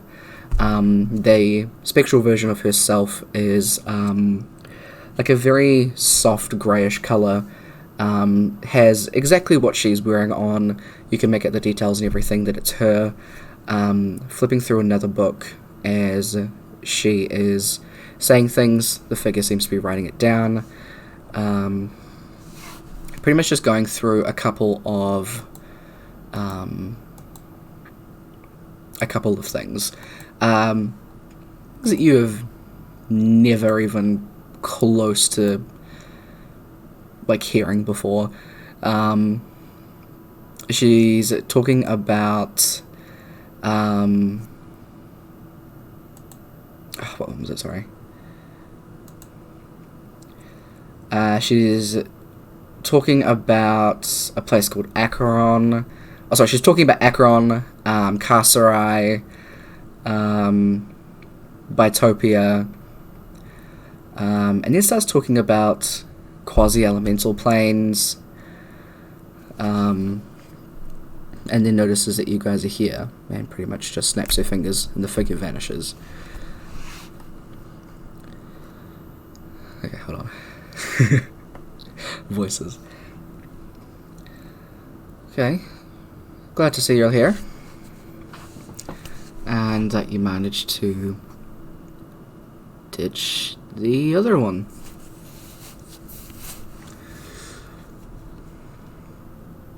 Jeff. Yeah, no, Jeff, easy to off. Luckily, not really the one that I'm having a problem with. The older one of you two looks between Amora and Rourke. So, Yeah. What about her?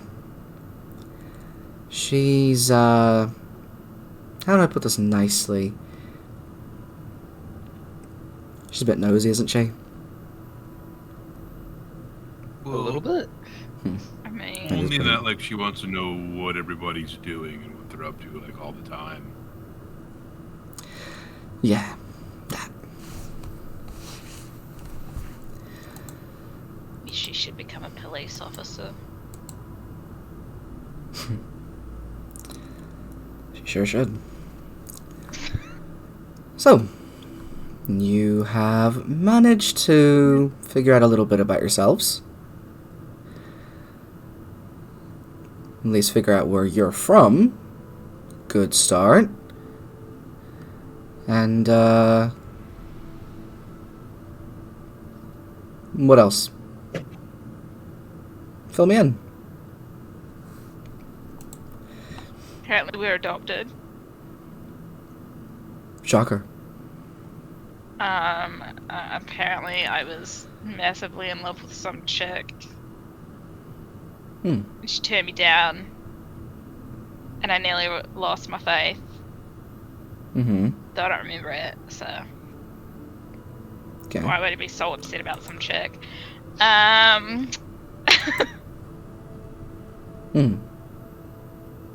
I think we've all learned some spells.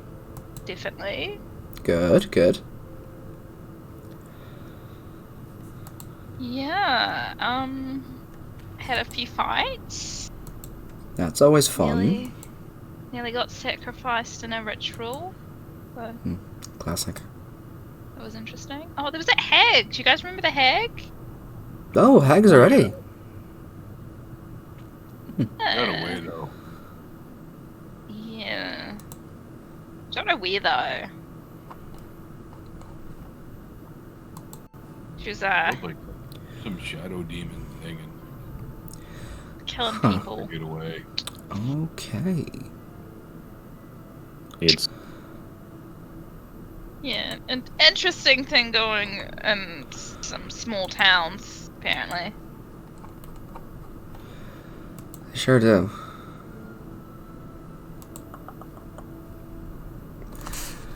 So,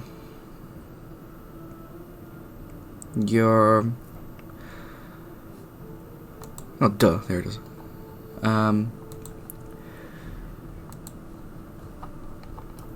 Managed to find anything... sorry. When was the last time you checked your book? His voice- Yesterday. Okay. About the rest of you? reading my book. I can't read my handwriting in it, but I've been reading the book, trying to read my book each night.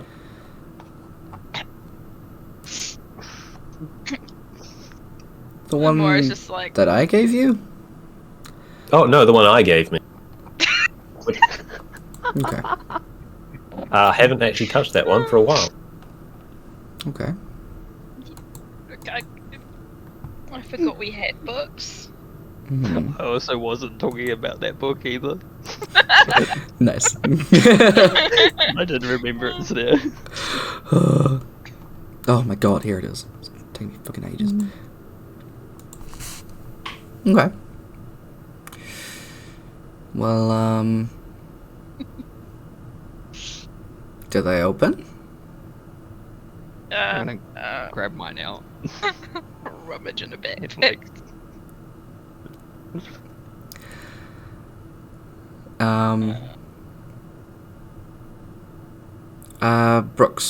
like, Brooke, yours does open. Yes, let's go. rude. Rourke, yours opens.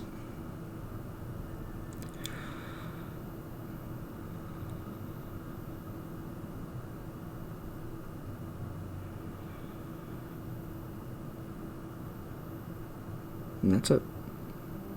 Damn it. Like I'm just gonna Rourke throw probably it on has the open. ground. He just keeps stuffing paper into it.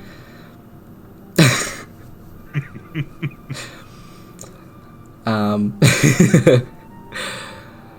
Amora, yours says,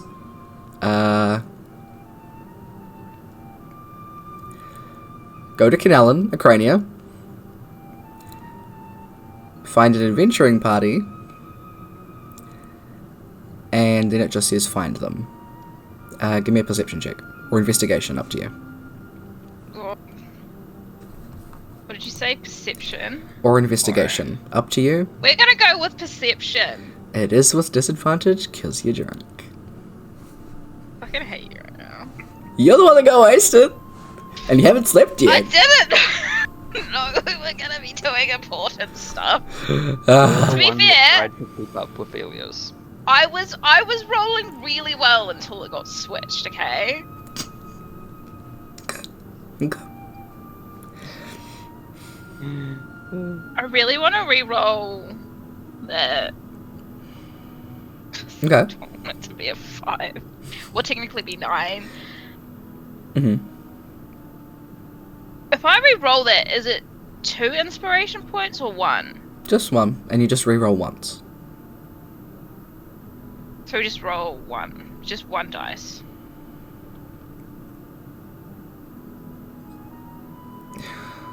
Okay, how the fuck does this work?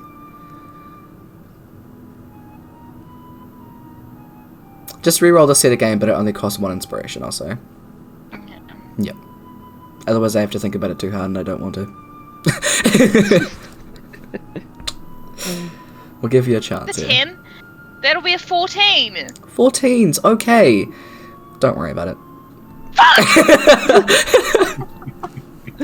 It's a high as fuck DC. She knows what she's doing. So, Rock, yours says, go to Canal and Acrania.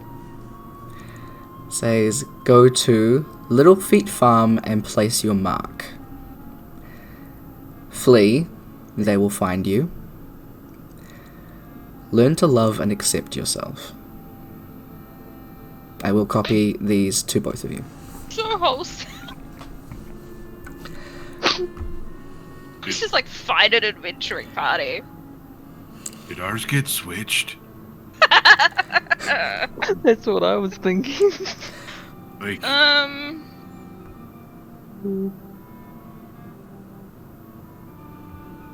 There's I the don't know. right way around. They're meant for each of you. You guys count as an adventuring party, right? Like, we've been on adventures. I'd like to lean to Aeolus and say, well, if theirs got switched, then what's the bet that mine's telling me to find someplace cold and yours says go hit some tree? I've already hit trees. I've been punching them this whole time. Who the f- Amora's just like talking to herself. She's like, who the fuck is them? Them? Who the fuck's them? what kind of a mark do I gotta make at the farm? You see that I Nim is just... really want this. I really want this to be some person, them, and another person, Mark. Mm-hmm. Nim is just looking maybe- between the two, Amora and Rourke. Just with a very curious look on her face. None of you can really quite read what it is. Do you know what this means? I do. Hey, Rook. Oh, cool. What's it mean? Maybe it's your, like... She, like, can't think of the word and just holds up her, like, little symbol.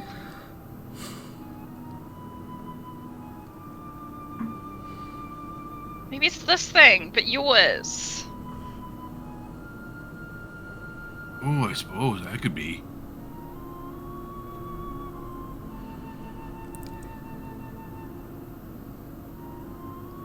I can't give you all of the answers. She's supposed to be like a cowgirl. I don't know what the fuck this voice is. I have like a recording of a voice that I was meant to listen to before the start of the session. I didn't. So I've just given up on this voice entirely. I'm good at this.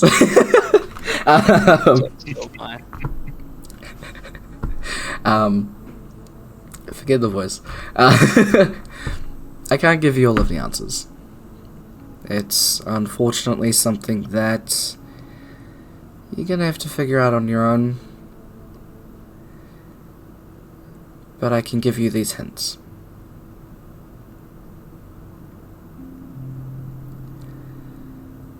Elios is just sitting there with his book on the ground, contemplating life. She kind of crouches down and taps the book. It'll come soon. You're close, just... Not close enough. Maybe when you go back to your town, where you're from. I look up at her. I've been trying. Hey, if this was easy, she stands up and folds her arms, I would have already told you everything. To be fair, you've told us like fuck all. To be fair, you've only spoken like 4 times. What is this? You said if this was easy. What is that? What are we even doing apart from memory? Sounds as though you've got something else behind it.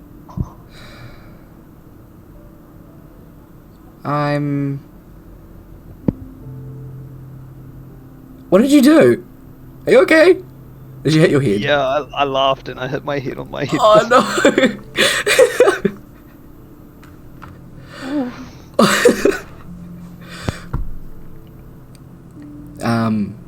She takes a couple of steps back and pulls out a it's almost like a calligraphy pen, except it's got a massive like black feather on it, and she draws a rectangle in the air in front of her. And a door opens. She kind of swings it open and kind of stands in the doorway. And from what you can see inside, it is a massive room of mirrors. Like, walls and walls along a really, really long hallway, except there are just mirrors. In these mirrors there are just like clouds and stuff like that you can't really perceive what is in each of the mirrors, but they all look different, and they all have a different hue. And as she's standing in there, she turns and looks past all of you to the door.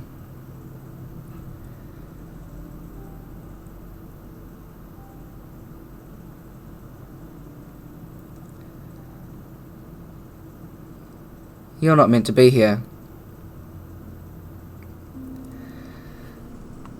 And in this really dark space, a lot of you don't have dark vision, but I'd say that someone would have lit up a torch or something. Or there's like...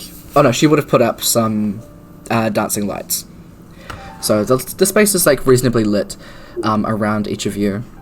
And even like in the area around you, it still fades off into complete pitch black darkness. But she still, without even a moment's hesitation, looks towards the door and says that. And in an instant, Jaxus is standing in between the four of you and Nim. Rapier out, pointing it at Nim. The tip of it is just under her chin. You don't want to fight me. Don't I? Where did you take them? What are you doing? Who are you?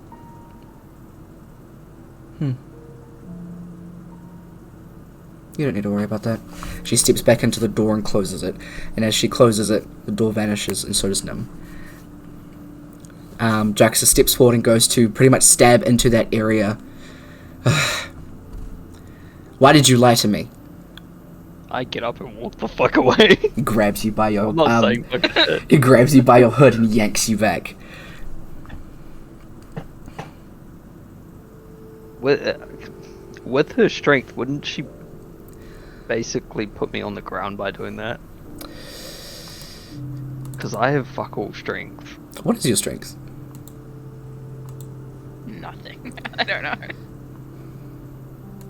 I know I'm like decently strong, but I'm not. Or is it? It's either my dex or my strength that. It's relatively even, but she can grab you and hold you in place, so that you're not walking away anymore. Yeah. Still trying to walk away.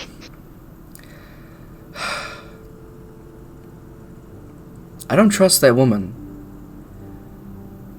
She pretty much just like lets you go and focuses on Amora and Rourke. What was that door? Where did she go? King, no. Stop asking questions. Asking questions is what I do. We don't know the answers. We literally do not know the answers. And she kind of We like were trying to get answers, and then you turned up, and now she's gone.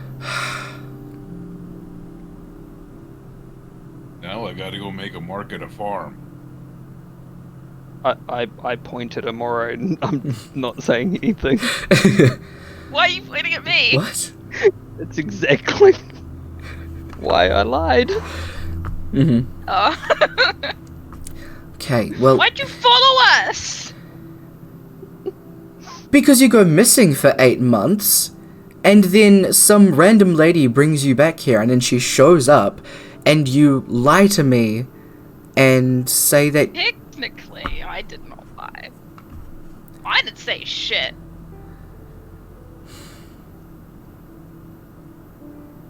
Does she not want to... She probably knows I'll I want figure you her out. Around. Why? You know, our best chance of Oh, Brooke's gone. finding out answers is gone because you followed us. Look, I'm trying to figure out what's going on here as well, and as she tries to go on, you hear this massive echoing tearing sound.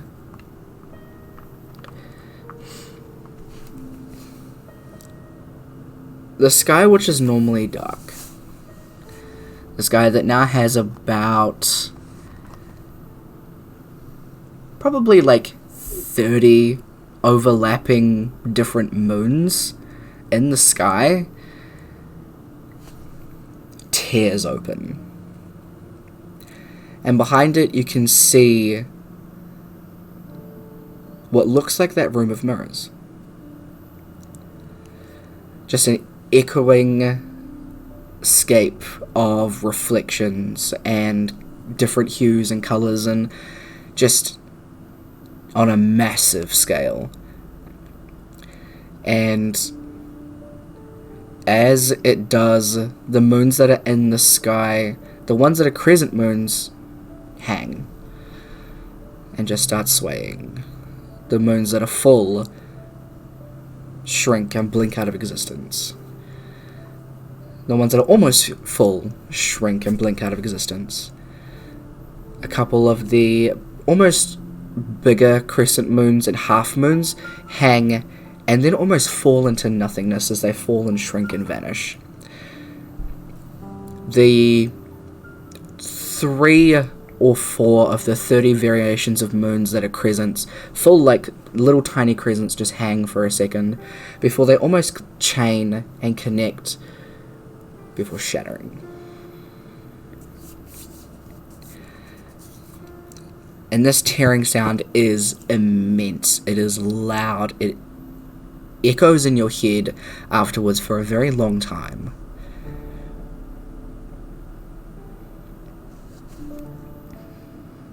Before each of you in your head hear Nim's voice. This is about to get a lot harder. You need to open your books. Do what's on the list. fast. I'll explain. I need to get this dimension ready before everything breaks. And we'll take a break.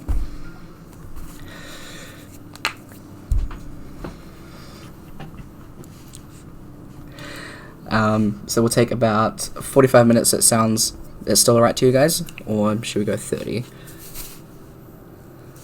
I'm good with 30 or 45, whatever. Yeah. So it is. Yeah. Because I would change the times to be a little bit early because of like things, but I know EC works and that is going to mess with his schedule, so I know it's really late for you, Kev, sorry. But yeah, these are just the times that works currently, so. Yeah. Yeah. I got a nap earlier. Awesome. Okay. Yeah.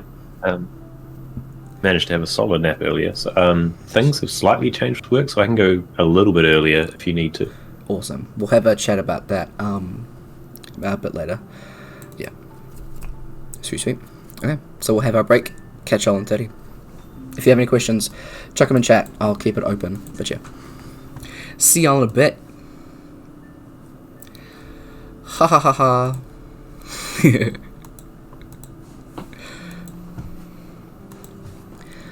I didn't have this thing ready, so there we go. I love revealing plot stuff. So we'll be back in about half an hour. Just gonna get some food and do some things. So we'll catch y'all back here in a little bit. Chuck on some jams for y'all. And yeah.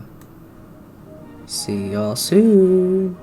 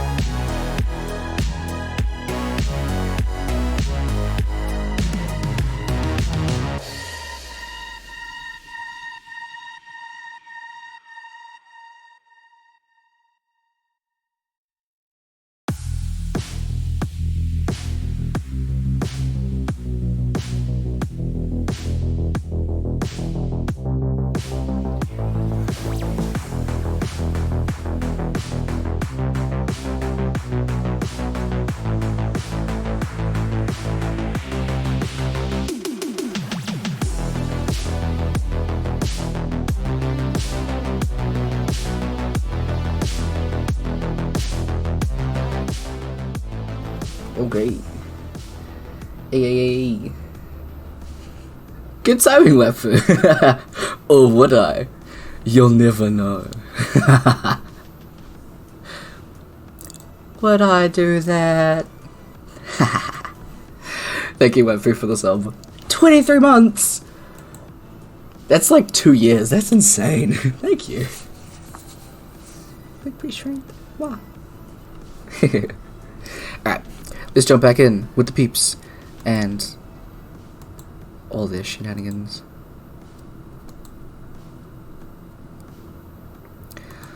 Alright. Ew.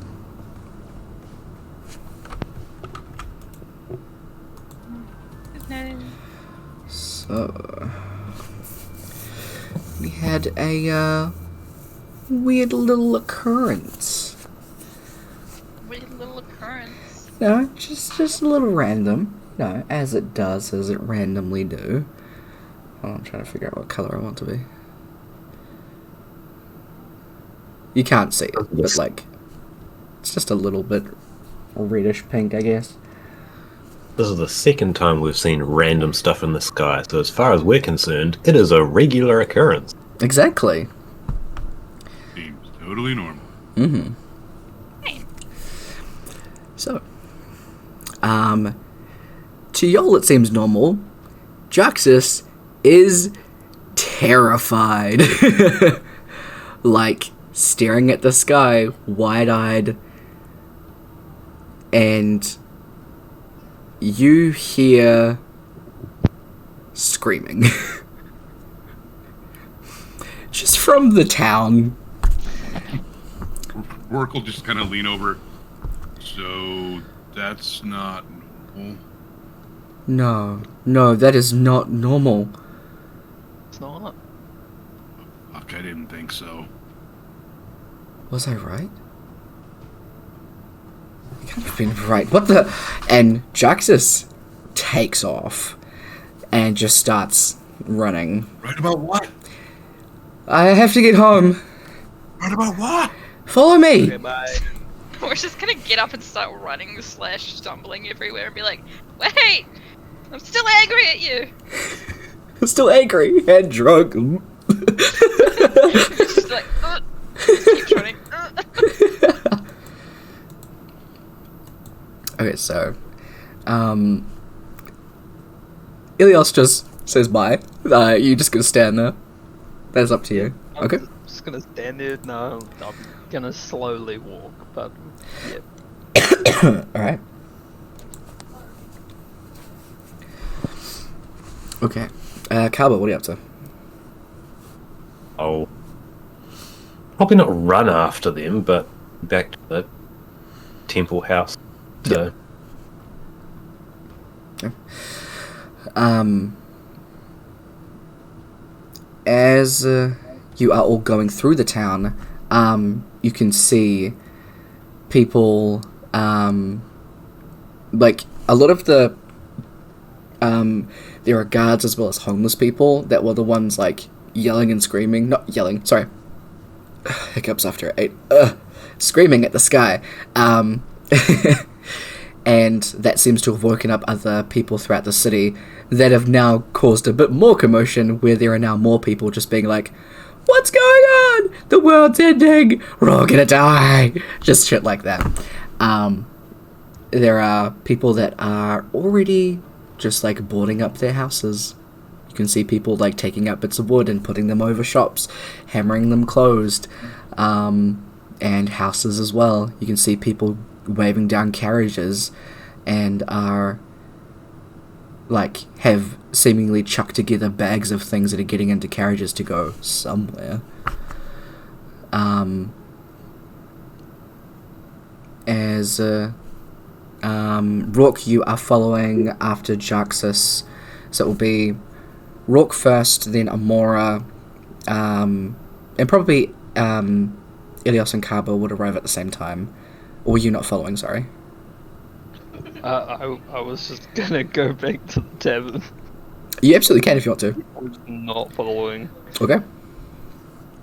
Okay, so then it'll be Kaba. So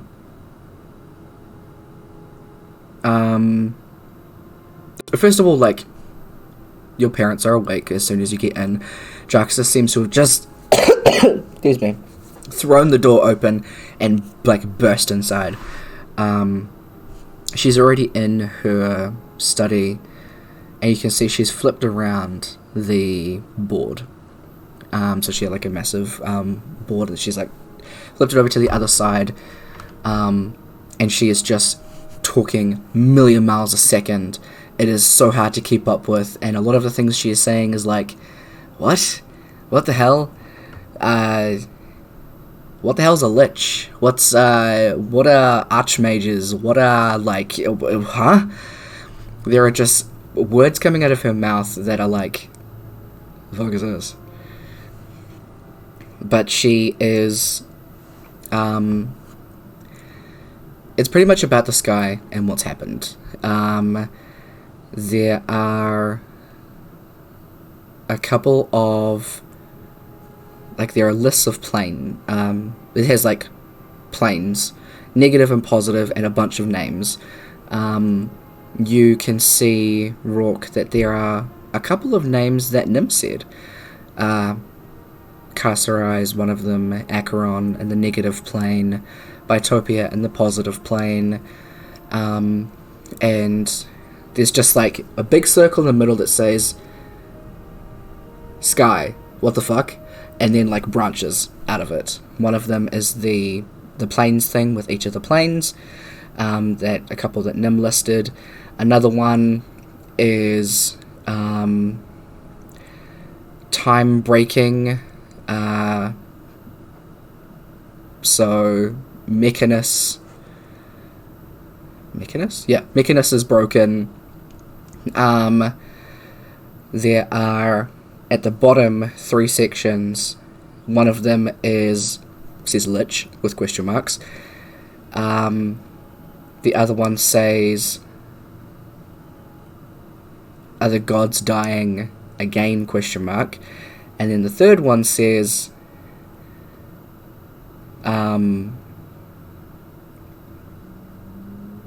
reality is overlapping.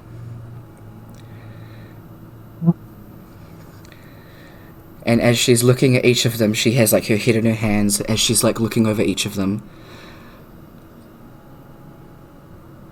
I don't think it's that.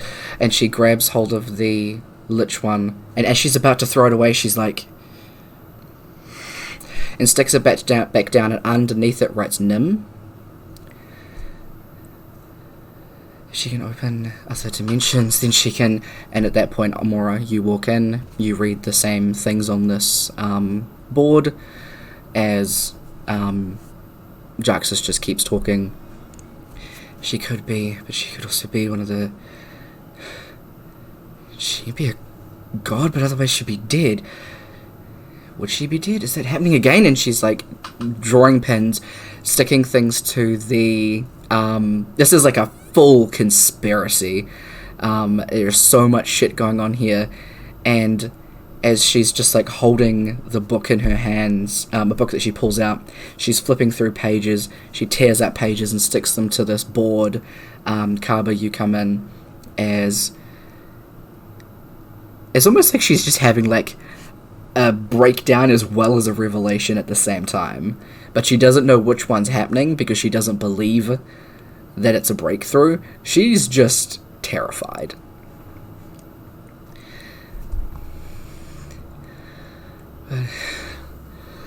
What the hell? But then if... I need to find that lady. What did she tell you to do? Did she tell you anything? I mean, she said she couldn't tell us very much.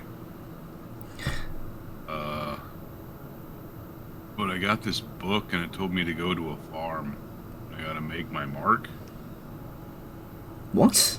But then if I try to run, they'll find me. Vague and ominous. See, that's what I thought. Vega. Yours is Vega. Okay. What's... Just come here and find an adventuring party and then find them.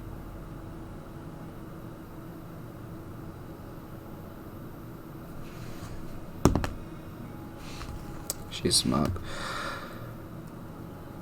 What,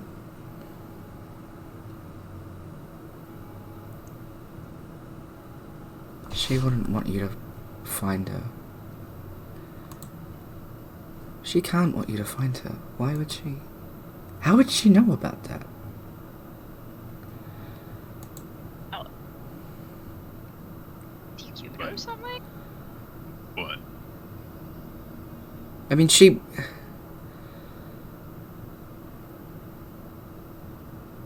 might be talking about Randori.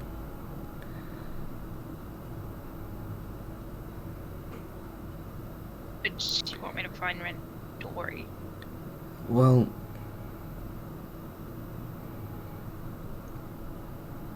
it was a pretty big part of your life when that happened. And, well, Rourke, when... I mean, make your mark?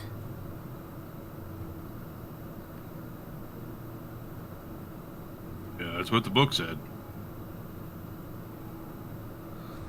Huh. And she goes over to another, to like a desk. A bunch of books and paper on it, just...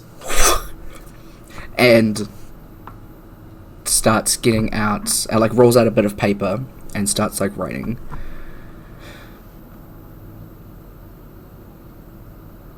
We adopted you both... Our parents adopted you both at the same time. So...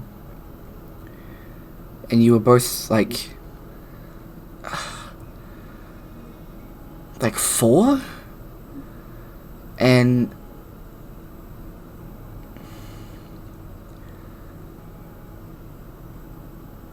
From what Mum and Dad... From what I overheard, which I probably wasn't supposed to, but whatever. The people at the orphanage said that they found Rourke hiding in an overturned carriage from a group of farmers. I don't know if it's the same farm. I mean, if it's the farm here, it's the Tumnus farm, which is Axbeaks and, I mean, other crops and stuff, but it's not... It's more Axbeaks. I've been having a lot of trouble with it recently. But, I mean... It says the Little Feet Farm. Yeah, that's the Tumnus farm. Okay. It's not too far out of town.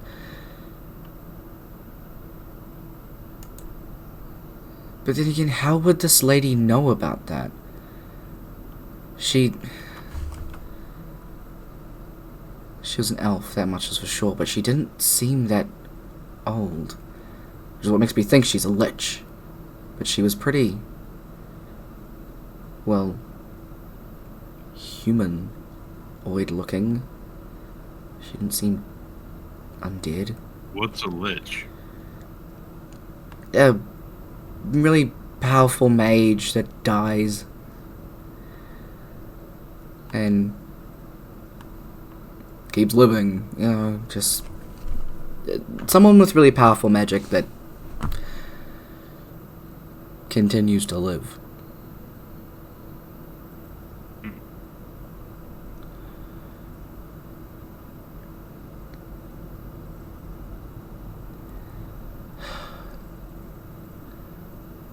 Maybe she needs you to remember something from your lives that I don't know about that helps her fix things.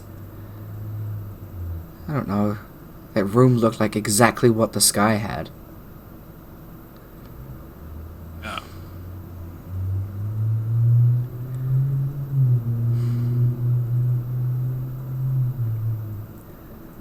Like it feels like she wants us to fix stuff.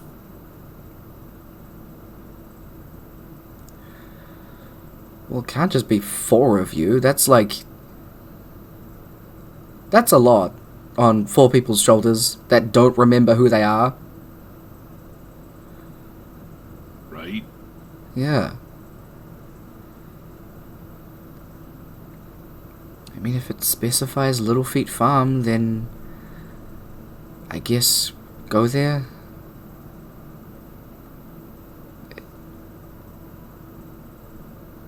If you need me to step back, I will. I'm sorry,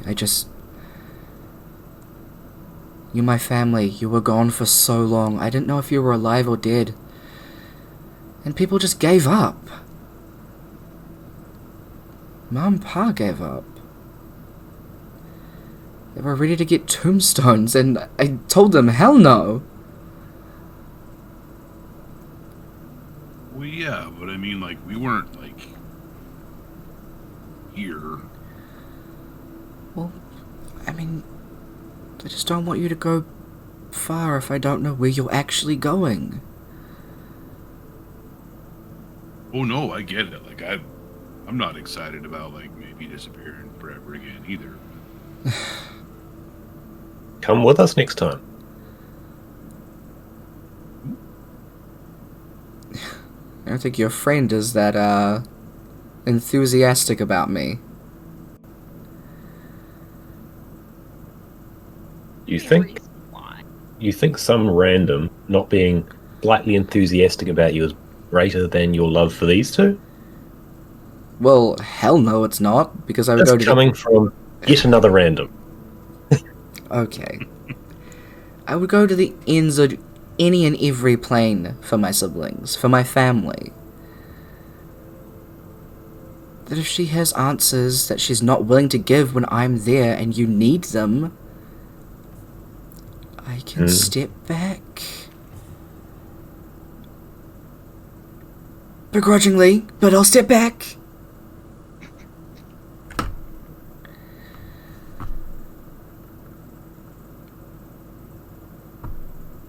Oh, that friend. For a minute I thought you were talking about Bob. Okay, ignore my talk.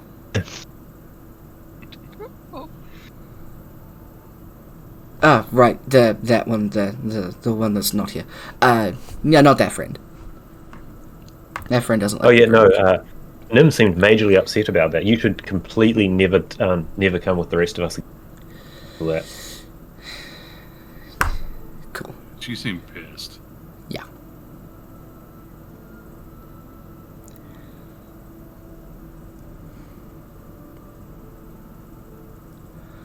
Okay, well...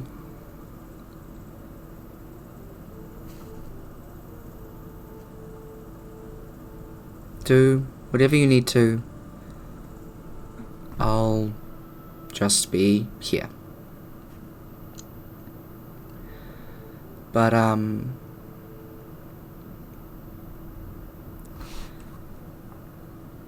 keep scrolling away from her name. I need to stop doing that. Ah, right. Randori moved to the Eightworth Isles for school.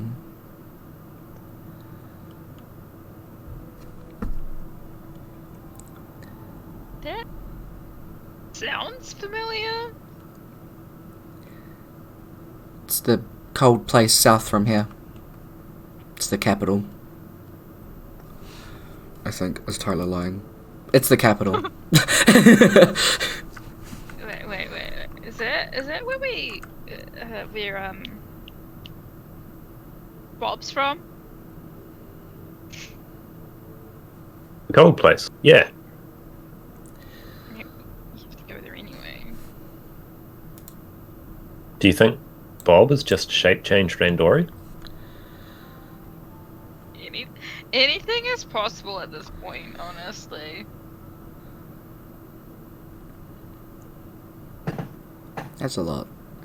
I don't even think I could figure that one out. Anyway, that's the only thing I could think of. If it's a poignant person from your life, it's probably her.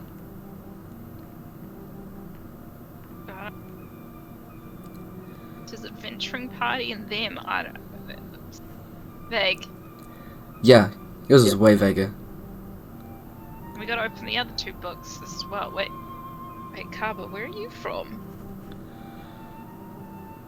Yes.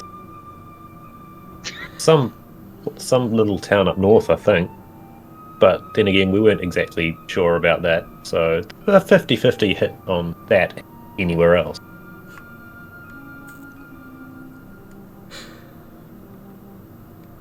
I guess we do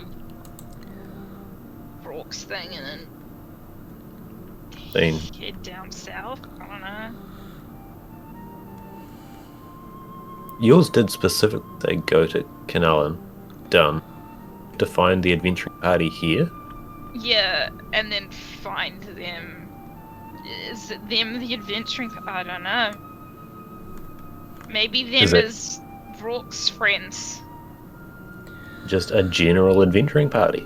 Can you afford to pay for a group of adventurers just to accompany us on any journey we go to? No. Say, we just ask River and Cliff. I mean... And maybe Jeff. Jeff is an important addition. If you're going to bring the other 2, you have to bring Jeff. The wells of the world are not safe without him. I don't think I can mean this in the nicest way possible, so I'm just gonna say... ignore that. Jeff is a liability?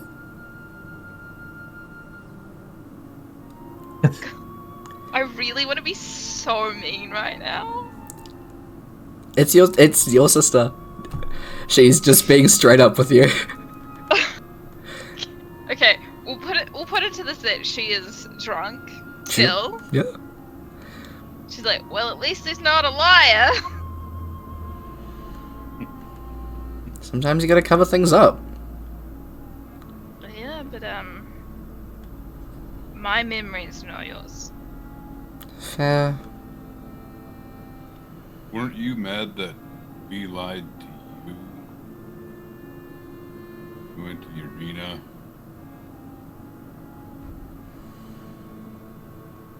Jeff told me the truth. If you had this one telling you not to tell shit and looking at you like death, you wouldn't want to be telling shit either.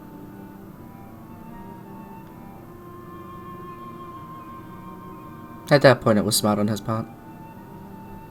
But you do deserve to know, so...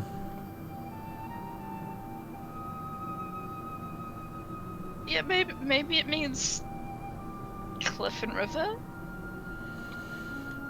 I mean... In your book?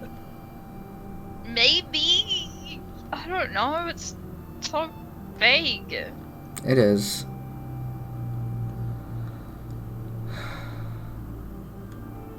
At least Rorks has more direction. It's literally go to this place and do this exact thing and don't do this.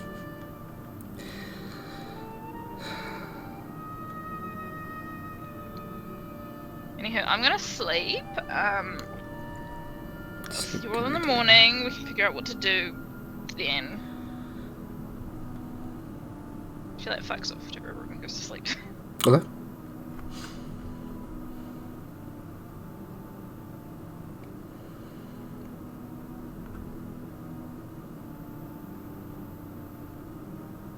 Yeah, sleep's probably a good idea. Yeah, I'm gonna go check on Mom and Pa.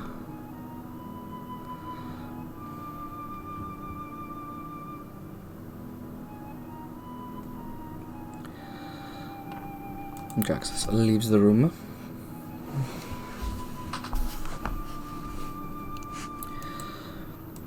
each of y'all can go back to bed if you wish. Okay. So. Meanwhile, Ilios makes his way to the tavern. Back to the armadillo. The something armadillo. Full armadillo. What you doing there? I'm. If anyone's still there, I'm gonna sit down at a crowded table and blend in. It is hella early in the morning. It is hella late at night. A lot of people are either passed out or outside, terrified. I would say you probably do find a group of people that are drinking away the fear. So there's just kind of a group of maybe like 4 people at a table that are just like talking some random bullshit. Every now and again one of them will like look outside, take another big drink.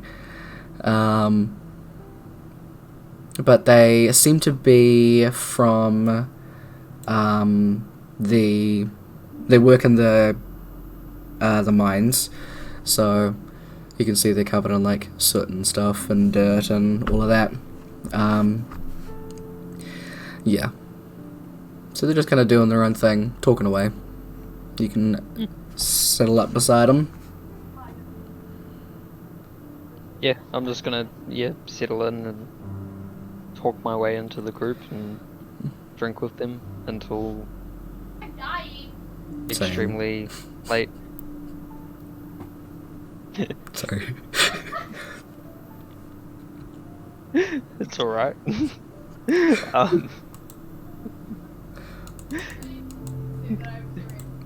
It's okay, Chris. You're okay. My partner's sibling has Tourette's, so. Oh, it's okay. Sorry, I'm a dick. I'm well aware of that. Because he said he's a dick. Tyler. Oh, can we? Because you're making me lose track. Right. So you head on over to this group, blend in. Yep. Probably until like maybe early hours in the morning and then go to bed. Yeah, for sure. Yeah. Cool. You just have like casual conversations. They start talking about like some of the weird shit that's been happening. One of which you saw a quest for, and they kind of talk about that and a little bit before eventually you all part ways. They head home. They've luckily got a later start tomorrow, so they don't have to get up at the arse crack of dawn. So you head to bed. Everybody gets a full night's rest. And then the morning comes. With the way that the sky has been over the past like month, the sun didn't rise. It normally doesn't. The area around looks like the sun has risen because there is still light everywhere. It's still the same thing. There's no sun in the sky is still pitch black with that large tear in it, and that is just like lighting up the area, even with just a complete void above you.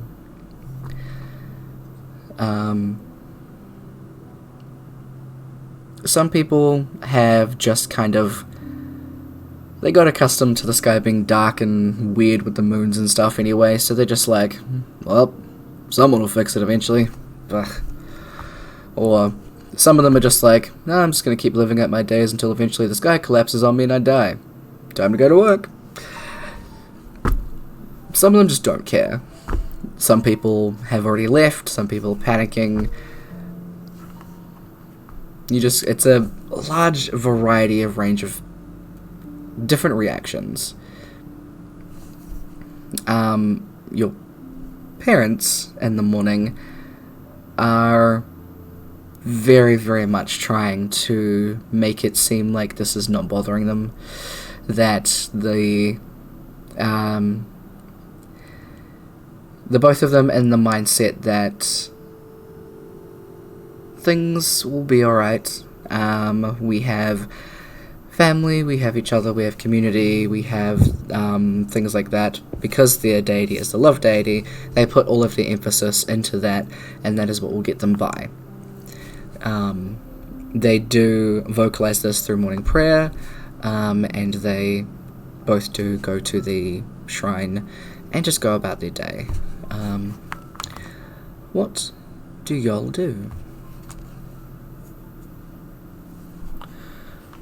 Breakfast. Yeah, absolutely. Yep. Yeah, breakfast is provided for y'all. That's when the morning prayer is done with your parentals. They don't force you, any three of you, into it, but the three of them and Jaxa still do their morning prayer, as they don't want to force Kaba into anything. They respect that whatever decision you have on religion is your own, and they understand that you're Amora and Rook. everything, so he'll just copy along like a dog that doesn't really know what he's doing. Fair enough. And Amora and Rook,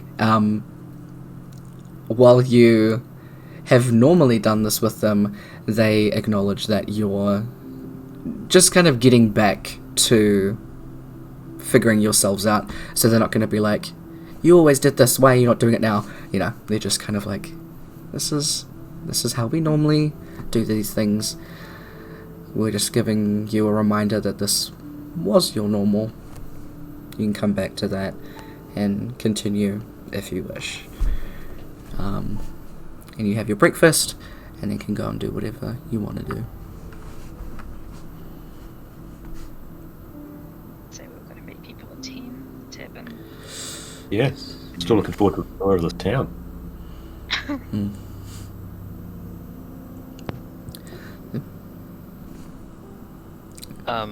Elios is gonna come down from the room and sit by himself, have breakfast, and do his own morning prayer. Alright, so it's it. Yeah. There is... Let me make sure I'm not lying. There is not one for them, Wildstorm here. But, Yep. yeah. I'd say that Cliff and River do arrive at the tavern a bit earlier, just to go there and get their own food and stuff like that.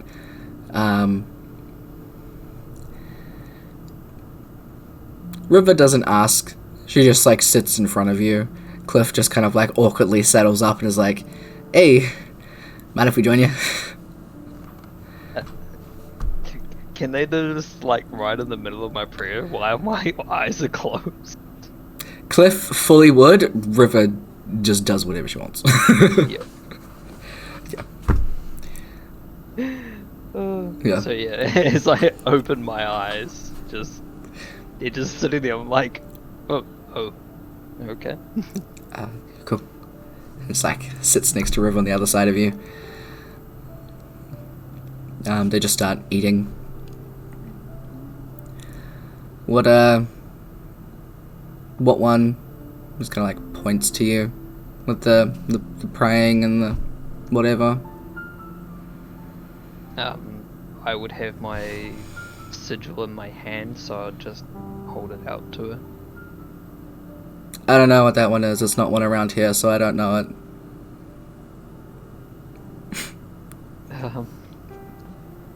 Yeah, no, Light would have explained it to me.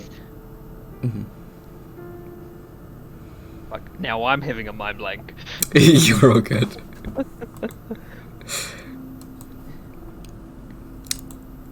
So it's just a demigod of the Wildstorm.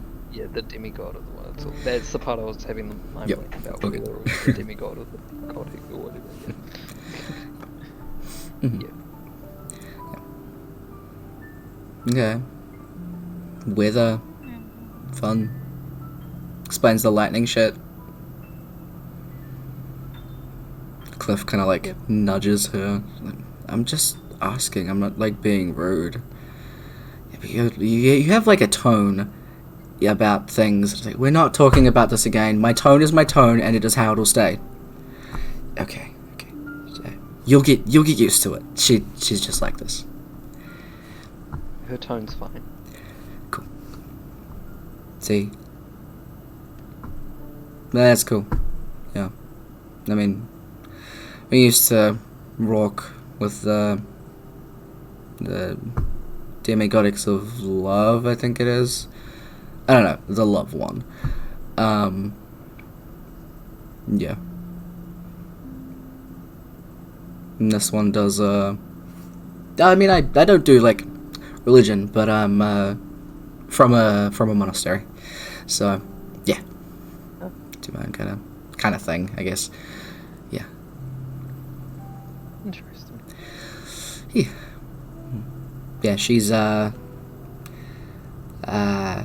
it's kind of a religion thing. It's not a religion thing. I mean, it kind of is. You, like, talk to a thing that gives you powers. Yeah, sure. It's a demon. Interesting. Yeah. That. And it speaks back to you. Sometimes. Not often. When I don't do what it wants, it gets kind of pissy, but fucking whatever. Huh.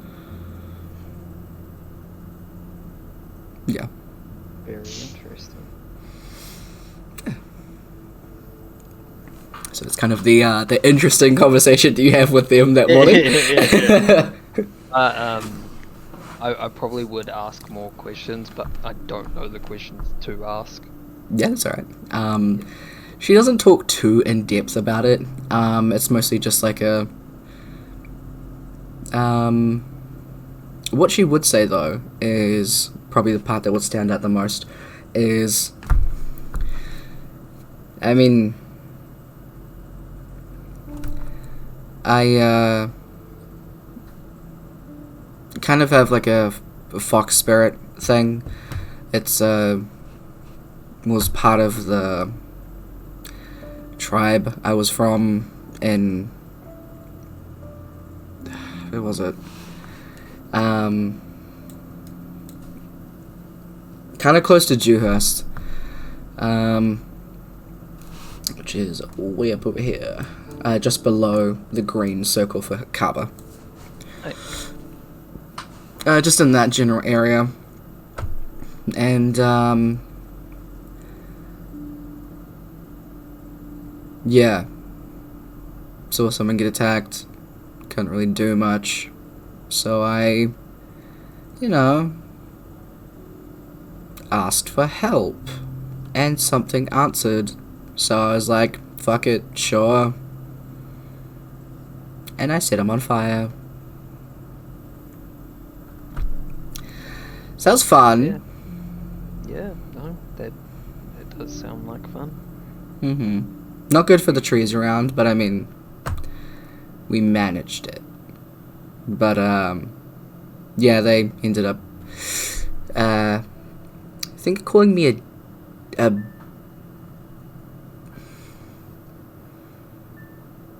it was like a demon kitsune. So yeah, they didn't want me to stay. Swin, found this one. Found rock. Bit of life. Now I can tell people. Yeah. Sounds like you've made a good life for yourself. Figure it out as I go.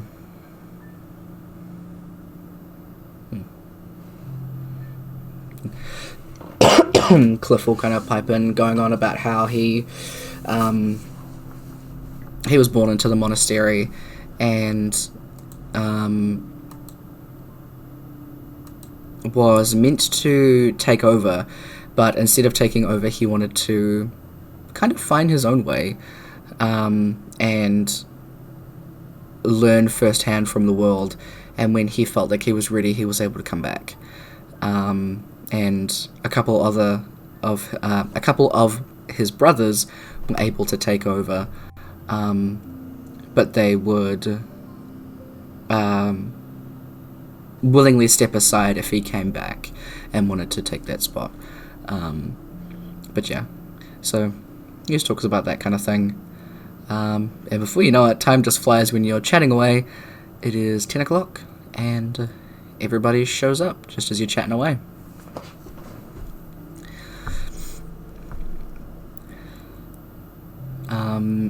All of y'all meet up and have been fed. And Cliff kind of jumps up and is like, okay, so we're showing you around town. I mean, is there anything, like, in particular you want to see, or, like, any direction you want to go in, you know?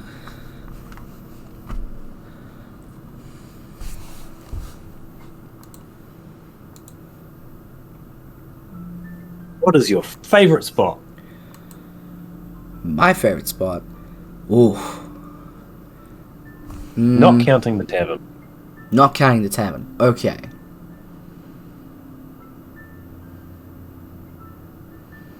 I mean, The other tavern. the arena's pretty cool. I do like the arena a lot. You know, when it's full and there's a bunch of people and you're doing, like, sparring in the middle of it, nothing beats it. It's really cool. You can just, like, feel the energy on the ground as you're fighting. Like, pumps you up. It's great. Yeah. I think the casino's fun.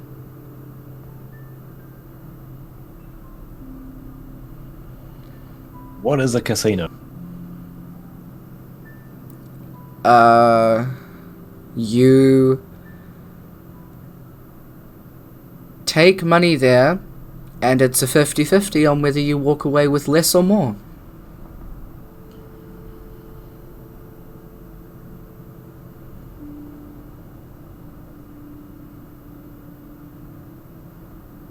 That's the best I can think of describing it.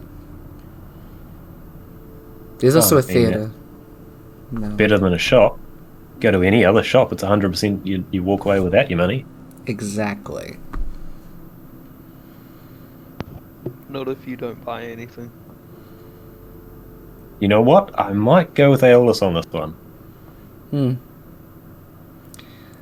Yeah. I mean, the only other places, well,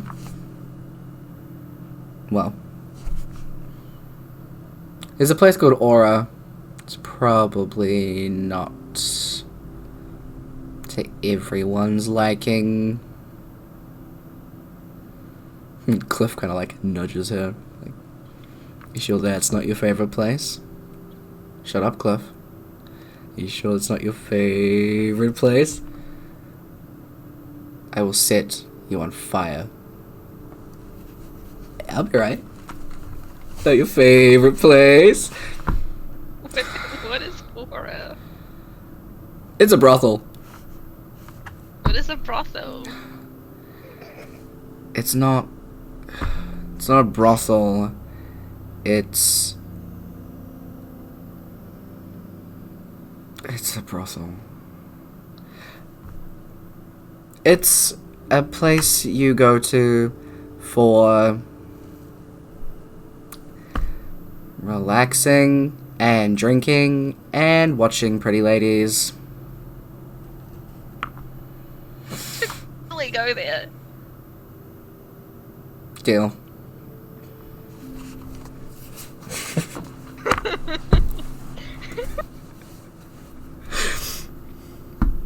And Cliff is just like, I respect that, Amara. Nice. Okay, so we can't go there because it's closed.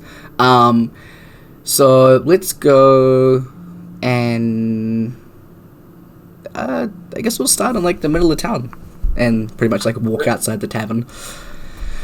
Jeff, can you rejoin us? Yeah. Oh, when we were walking him home, he said he had work. So, yeah, helping out his dad on the farm. Released one day, Wait. on the farm the next. What? Little Feet Farm, just outside of town. Well, that's the one I gotta go to.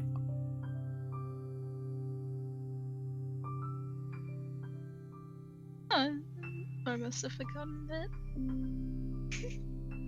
They owned a farm. Yeah, his dad does. I mean, it's a family business, you know.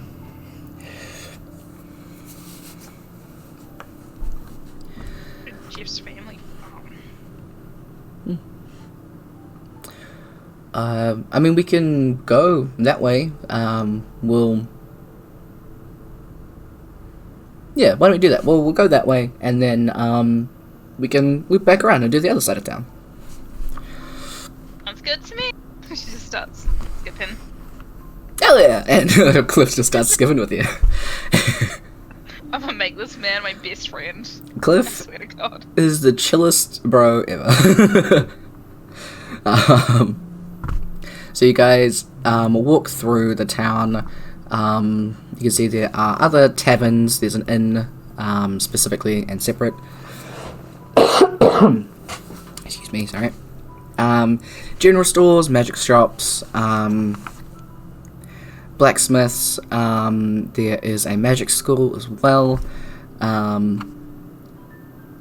Kind of in like the cluster of like general stores and like the inn, there's an alleyway that goes down, and Cliff like stops you, Amora, and points down that alleyway.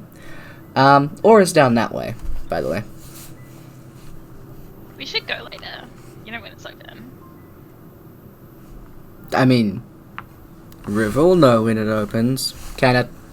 And like shoves Cliff out of the way and just like chucks an arm around you, just like, we can go later. Yay. Continuing through, you can see there are shrines to the demigoddess of nature, the god of glory, demigoddess of life, and demigoddess of love. So those are the four that are in this place.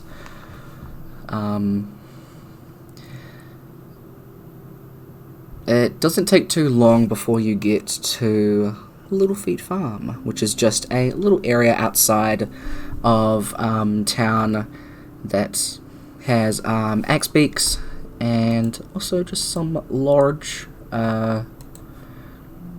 farms. Excuse me, sorry.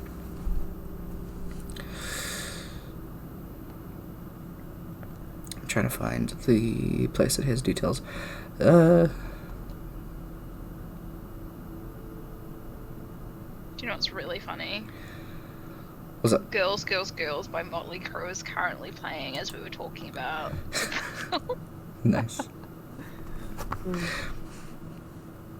River is Cannon Pan.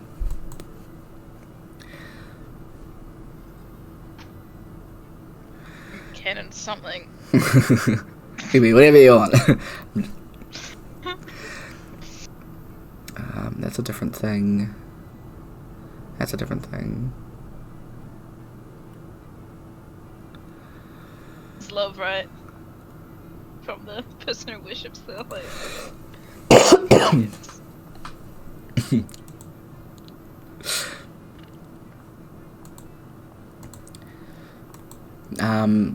So there's a bunch of different like crops and stuff that are out here. There's like carrots, beets, artichokes, all that shit.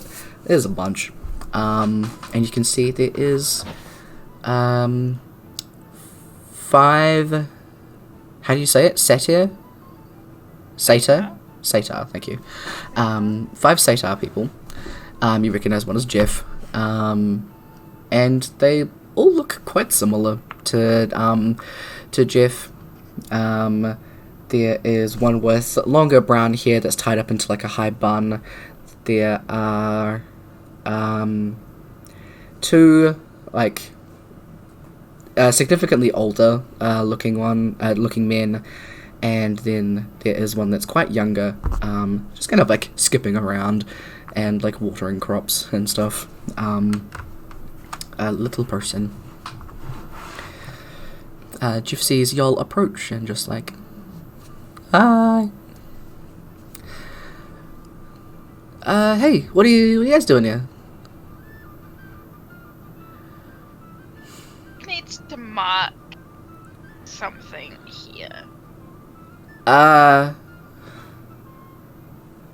Don't do it in front of the child.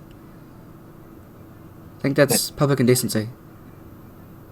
Yeah, no, I don't know if it's like I gotta sign something. Oh, okay.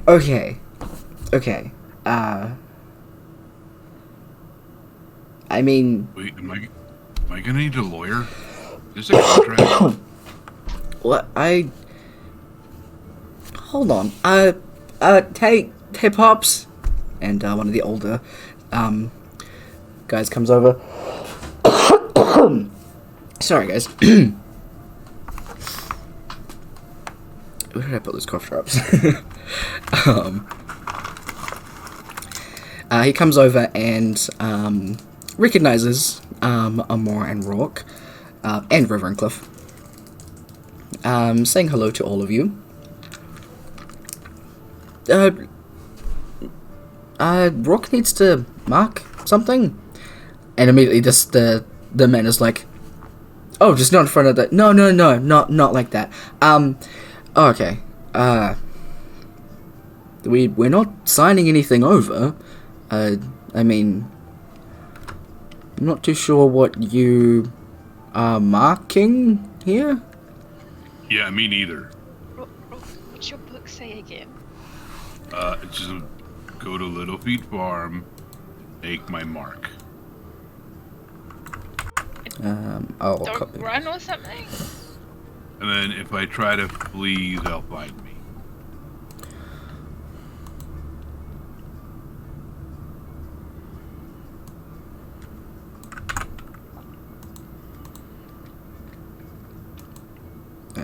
Pin there real quick. So I was meant to send these two on the break and I completely forgot. Pin that as well. Cool, there you I love that one.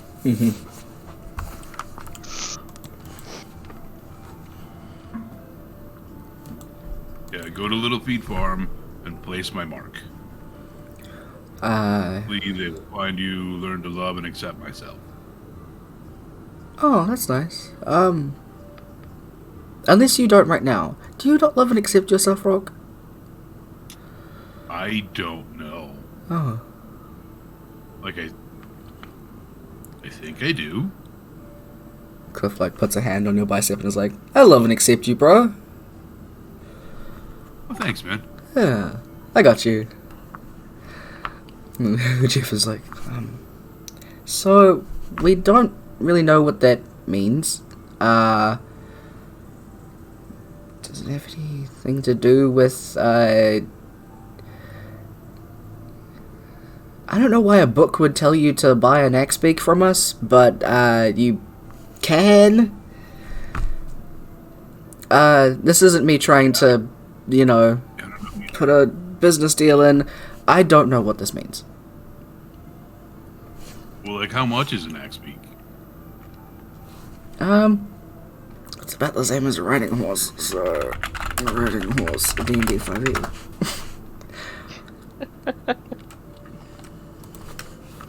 I'm supposed to put price, so it won't just give me the stats.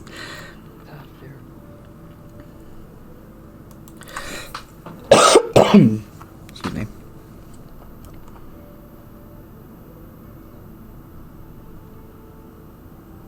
Is it on here? No, it's not. Okay. It's like 125 gold. You have any that are big enough that I could ride? I mean, yeah. We have all kinds. I will take one axe beak then, please. Okay. I'll go get one. And the paperwork. And Jeff, like, goes off. Okay. I mean, there's a mark in signing the paperwork for owning an axe beak. Are you... You seem quite confused. I have no idea. Okay. I was very confused. Hey, at least your book opens. It's Oh. even vaguer than Brooks. Literally come here, fighting a adventure party, and find them. Oh, Who the fuck is them? maybe I should go find where the hell my book opens. I mean, isn't the plan to go then, like, next?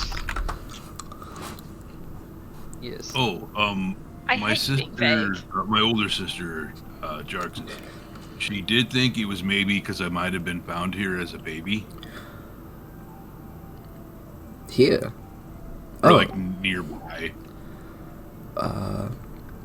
She did say it was a different place, but, I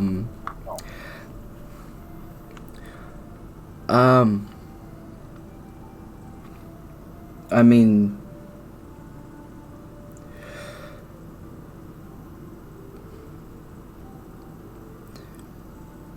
What else counts as a mark? Jeff, don't worry about the X-Beak. Come back. Just give me a moment. And, the older man goes off, and Jeff just kind of looks really confused. It's like, do you want to come in? Maybe we can try and figure some other stuff out. Yeah, sure. Sorry, we gotta go the long way around. The house is on that side, so we gotta go through the farm. Come on. And Jeff starts leading you through, I don't know what they're called, but they're just like the, they're just like lanes of crops. It's the only way I can think of wording it. Yeah, the field of crops. But, yeah, the different ones are, different crops in different, like, sections. The part that you're walking through at the moment doesn't have any crops in it. It seems to be, that's what they're planting at the moment, for this season. As you step through one of the gates into a different field, Rourke, you place your foot down onto the soil, and as soon as you do, you hear that chanting that you normally hear when you rage. It comes out of nowhere, and you almost don't hear it, but underneath it, you just manage to catch Grandma going, "Yes."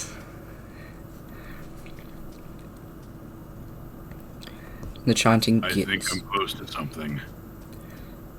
Okay. Jeff just kind of takes a step back and lets you do whatever you want to as the chanting just continues going. You can feel that adrenaline, that anger, like, pumping through your veins.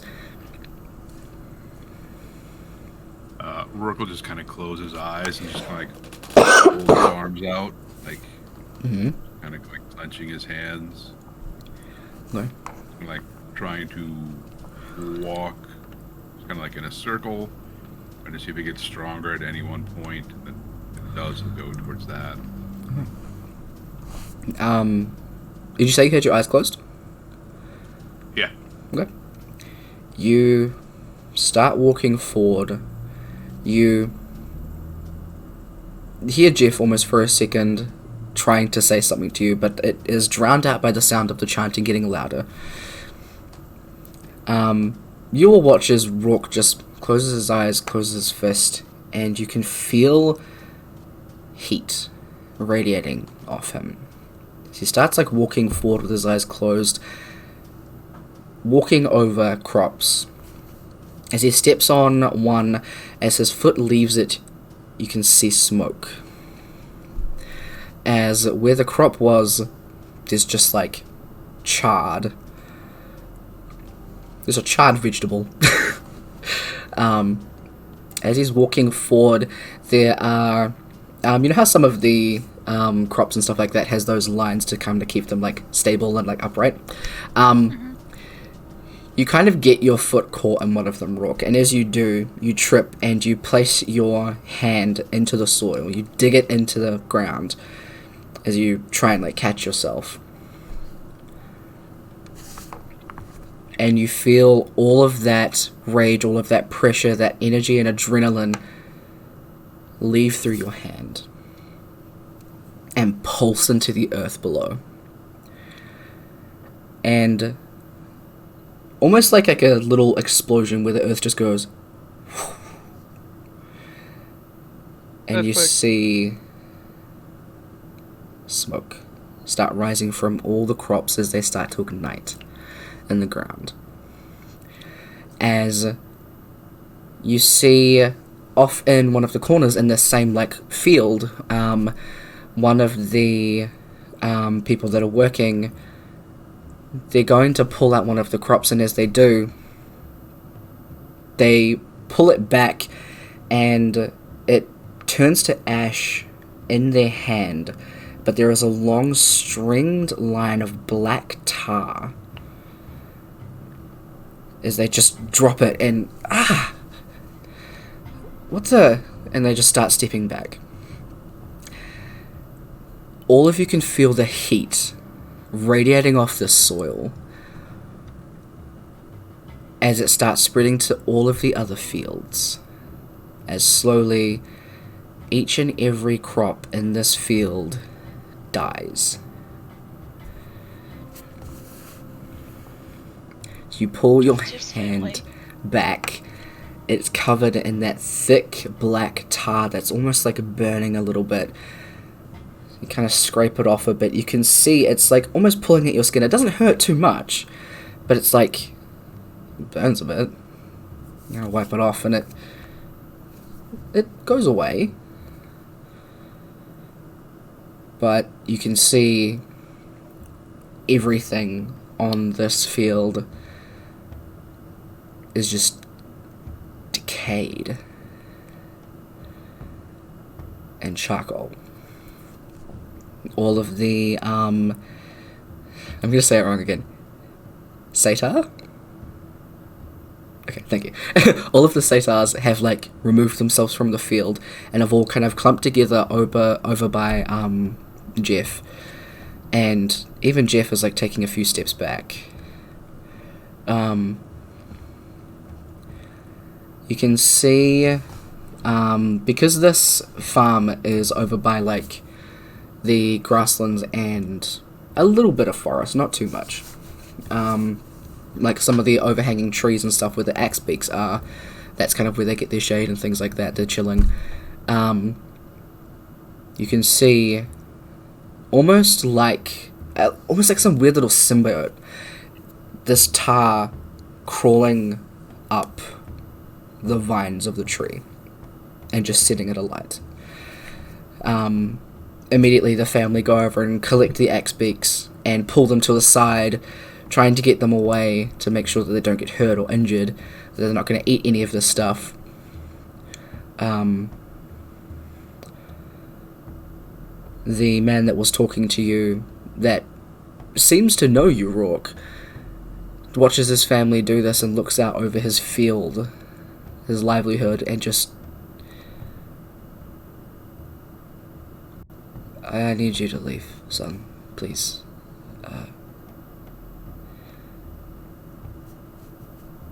Please go.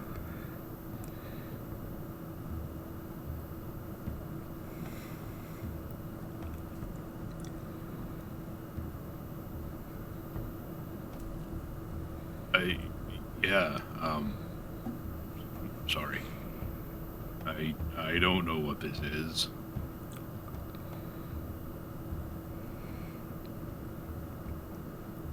Jeff see them out, and he walks off as Jeff just kind of let's go. And it guides you guys out of the farm, kind of back into the area in between the farm and the town. It's just like a bit of a gap there. Jeff, like, really nervously looking between you and their family. I know you didn't mean it. I'm sure everything will be alright. I don't know, this probably the sky. Who knows? It's just, everything's being weird. Magic's being weird.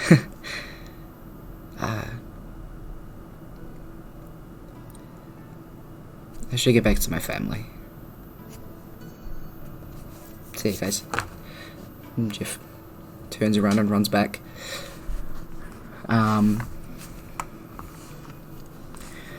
It's even out here for the briefest moment heading towards the town. You can smell that, like, charcoal, that faint sense of burning, or things being burnt from the direction of the farm.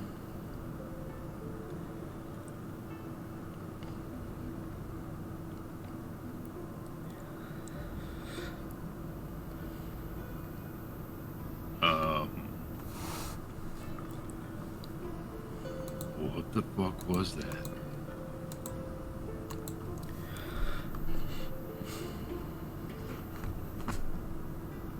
You just destroyed the livelihood of a family of...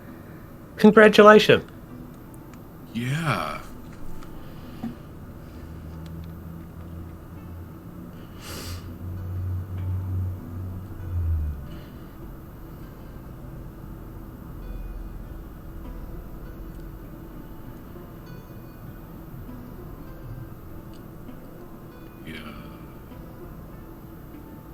I'll take to more. That was also probably your 3-week supply of carrots, so you're going to be stuck with all of your non-vegetarian stuff past week, so I imagine. I think I can eat more than just carrots. I think you broke that man's soul. I think I did too.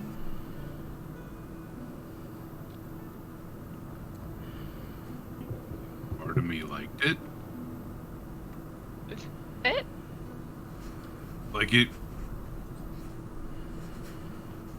Like it. I mean, it was scary as hell, but like it felt really powerful.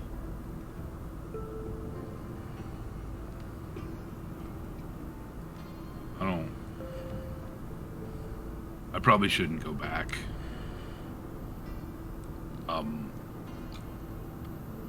We should like try to pay them for some of that though, right?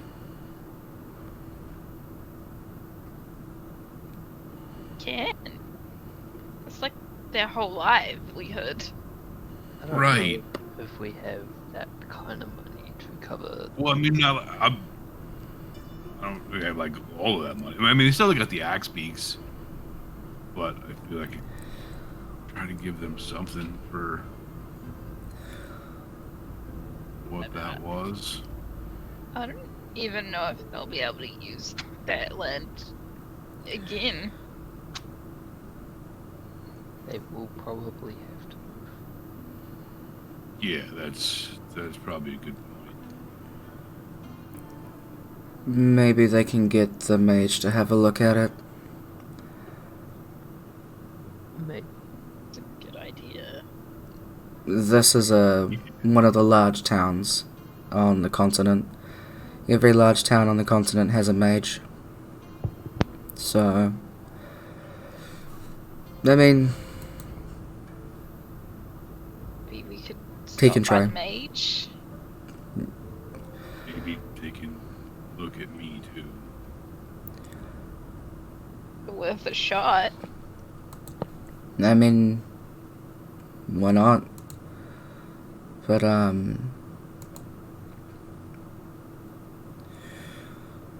sick. Just,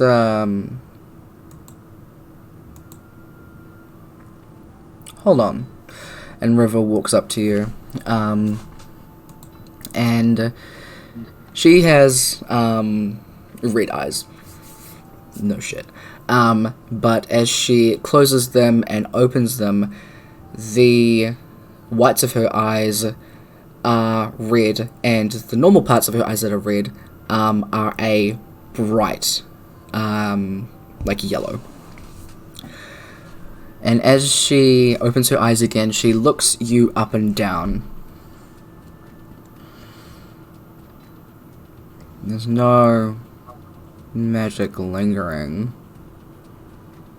It grabs your hand, which was in the dirt and had that stuff in it. And there's like some of that tar underneath your nails.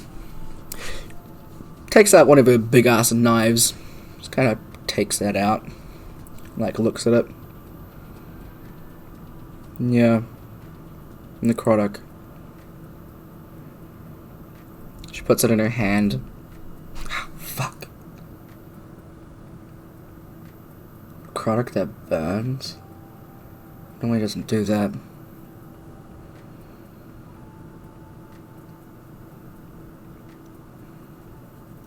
Huh.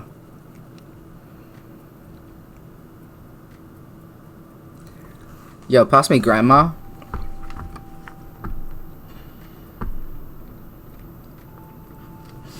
She grabs it, and with her knife that still has some of that tar on it, she kind of like wipes it on there, and just like stares at it with the same eyes. She saying anything?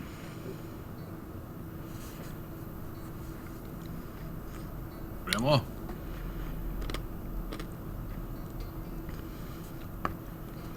Nothing. Nothing.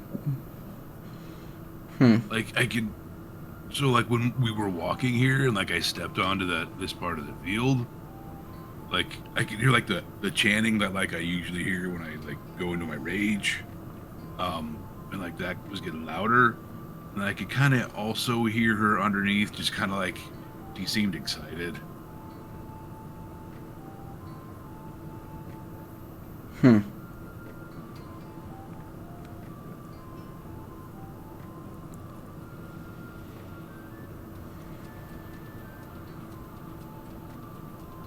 Can't believe I never asked you this before, but you ever looked into the runes on Grandma? What they mean? Because, sorry, forgive me, is she actually covered in those markings? Those, like, yeah, cool. Yeah. You ever looked into them? Oh, I just thought they were designs. Nah, I just thought they looked. they're runes. Like, definitely runes. Oh, cool. Or not cool? Dunno. Maybe ask the mage. And it, Yeah, that's probably a good idea. it's probably Carver. As River is holding the skull, having a look at it, you actually recognize some of the runes being quite similar to evocation. So some resemblance of some evocation. But it's not normal. It's not like the way that evocation spell runes would be written like they are in your book.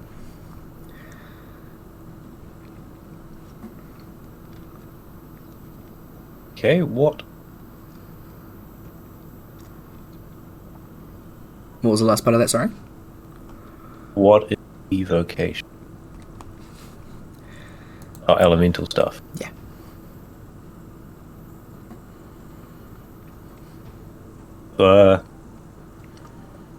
So a couple of those look like really weird evocation runes. Don't really know how it all works together or anything like that, but it just rings a bell. Huh.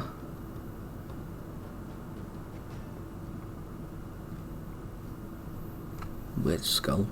She like hands Grandma back to you. As soon as Grandma's back in your hands, you hear like halfway through a sentence, "Make that heathen woman put me down." Oh, thank God.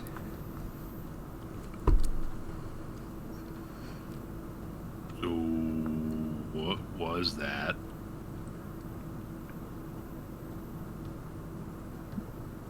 Your ancestors.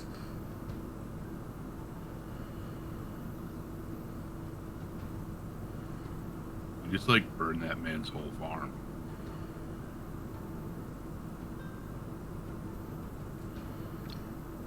Well, I just shrugged like a skull can shrug. How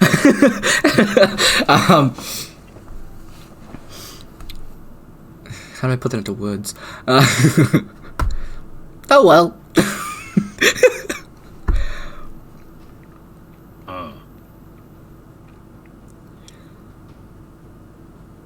Okay. Maybe we'll talk more later. Put her back in my pouch. Okay.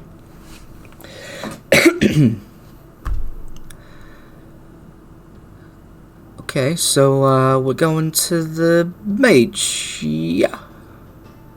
Yeah. Okay. Next stop on the top. My ancestors? What? She said it was like I asked her what happened. She said it was my ancestors.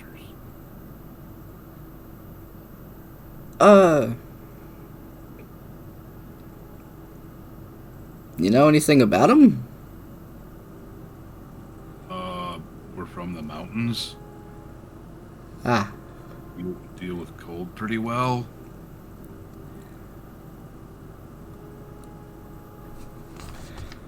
Roll for them. Cliff don't know shit. River's confused. I don't know, like anything specific about like who I was related to. I mean, there are different kinds of giants. You're a giant.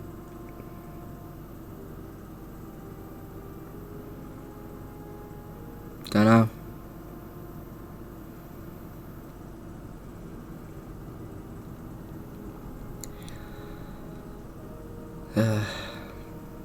I hate seeing this guy. His dick. He's not that bad. I think it's fun.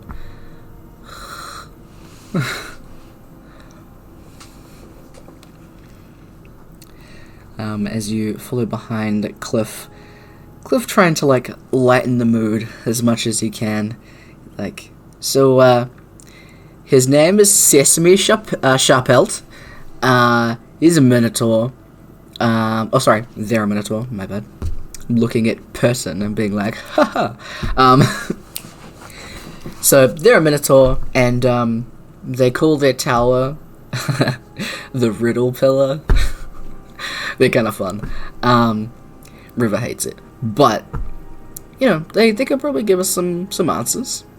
They're pretty cool. You know, willing to help out. Not like, you know, some of the higher class people, you know, they make you pay for it. He's willing to help out as much as he can. They're willing to help out as much as they can. My God. Apparently with my NPCs, I'm like, gender! I'll misgender my NPCs. Which is rude. Don't do that. So, you can head that way. I think that's where we'll wrap up, so that you can think of some questions that you want to ask this mage. Brooke, stop. I know it's you. And also, we found this in our last, in another one, in another game I'm in, and we were distracting the GM. It was really, really funny. Found them in a couple of weeks ago in our game. We also found we can add custom ones. Yes, you can. We need one We that's ended up just with like, a few of those. stop misgendering. Yeah. Okay. We'll make it that one. Okay. Please refrain from using them. If you can stop yourself. Look, I'm a You child. children. I I will disable them. I don't know how to, but I'll figure it You out. can add a sound.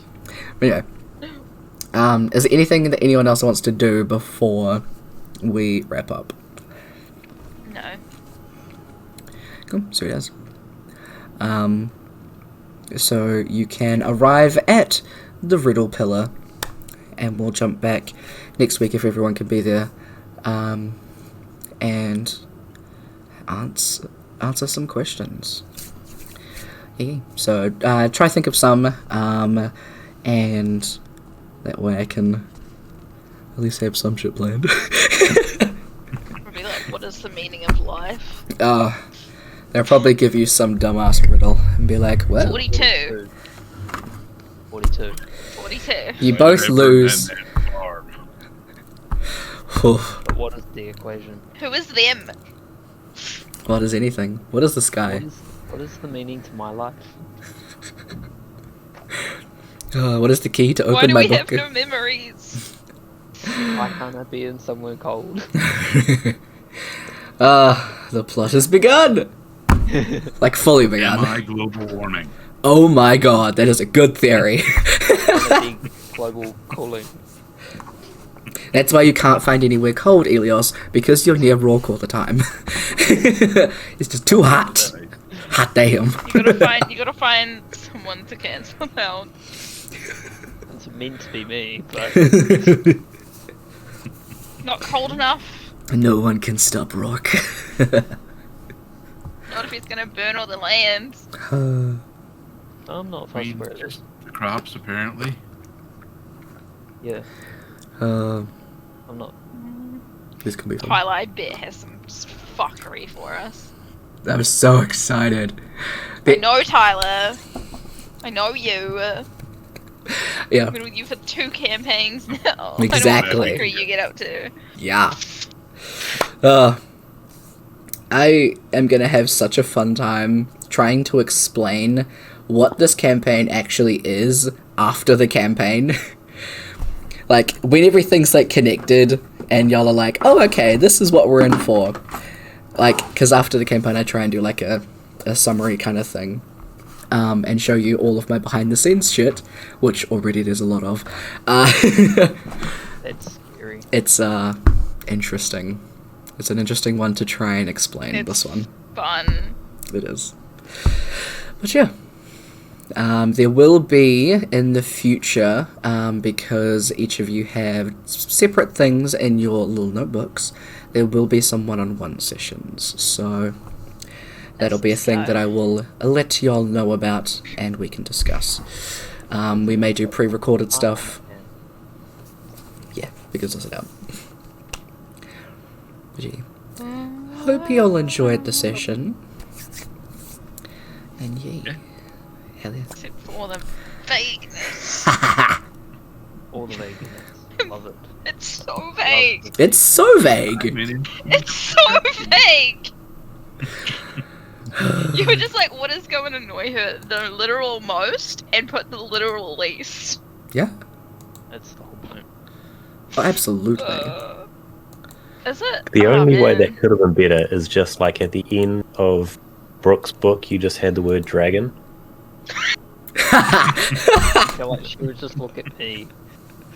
I'm canonically gonna have my every character I make now when any of Tyler's campaigns just have an innate fear of dragons and they just don't know why. Yes. Because of Elios. Mhm. No, it's because they literally get killed by a dragon like every single time. Yeah, and this time it's gonna be Elios. Oh yeah, okay. We're not manifesting it. We're manifesting it. Okay. Cool. Yeah, I'm gonna get killed. Another character killed by a friend again. I feel like what would be worse for Amora right now, and you, Brooke, in general, is if Tyler actually fully wrote out my plan on my book. It's like, you gotta do this, and then go here, and then go here, and here, and here, and I'd be like, You know what's really funny? I'll do this here. It is like that, isn't it? I know why. I was having this conversation with Ellie. I'm really good at pattern recognition. Mm-hmm. So, like, I'll watch movies, read books, whatever, and I'm like, this is gonna happen. So you had to make it as vague as possible so I wouldn't just guess. Yes. Be like, oh, there we go. But also, like, what was it, last week, like, I didn't tell you everything. Forgotten some of it already, because I have a shit memory. And that's but why I I do told remember part you. of it. I know. We were just shooting See, the this shit, is and it what- was like, here it is. See, you can tell me stuff and I just forget it. Same. It's great. So, you guys are level 4, level 5 is 6, 5. I don't think it'll be that much. So you'll probably level up next session. So your XP total will be 6k at the moment. So just... 6K. Yep. So that'll be everybody's at the moment. And yeah, I'll let everybody go, get some sleep, and have a great rest of y'all weekend. You too. Have good. Oh. See ya. Bye.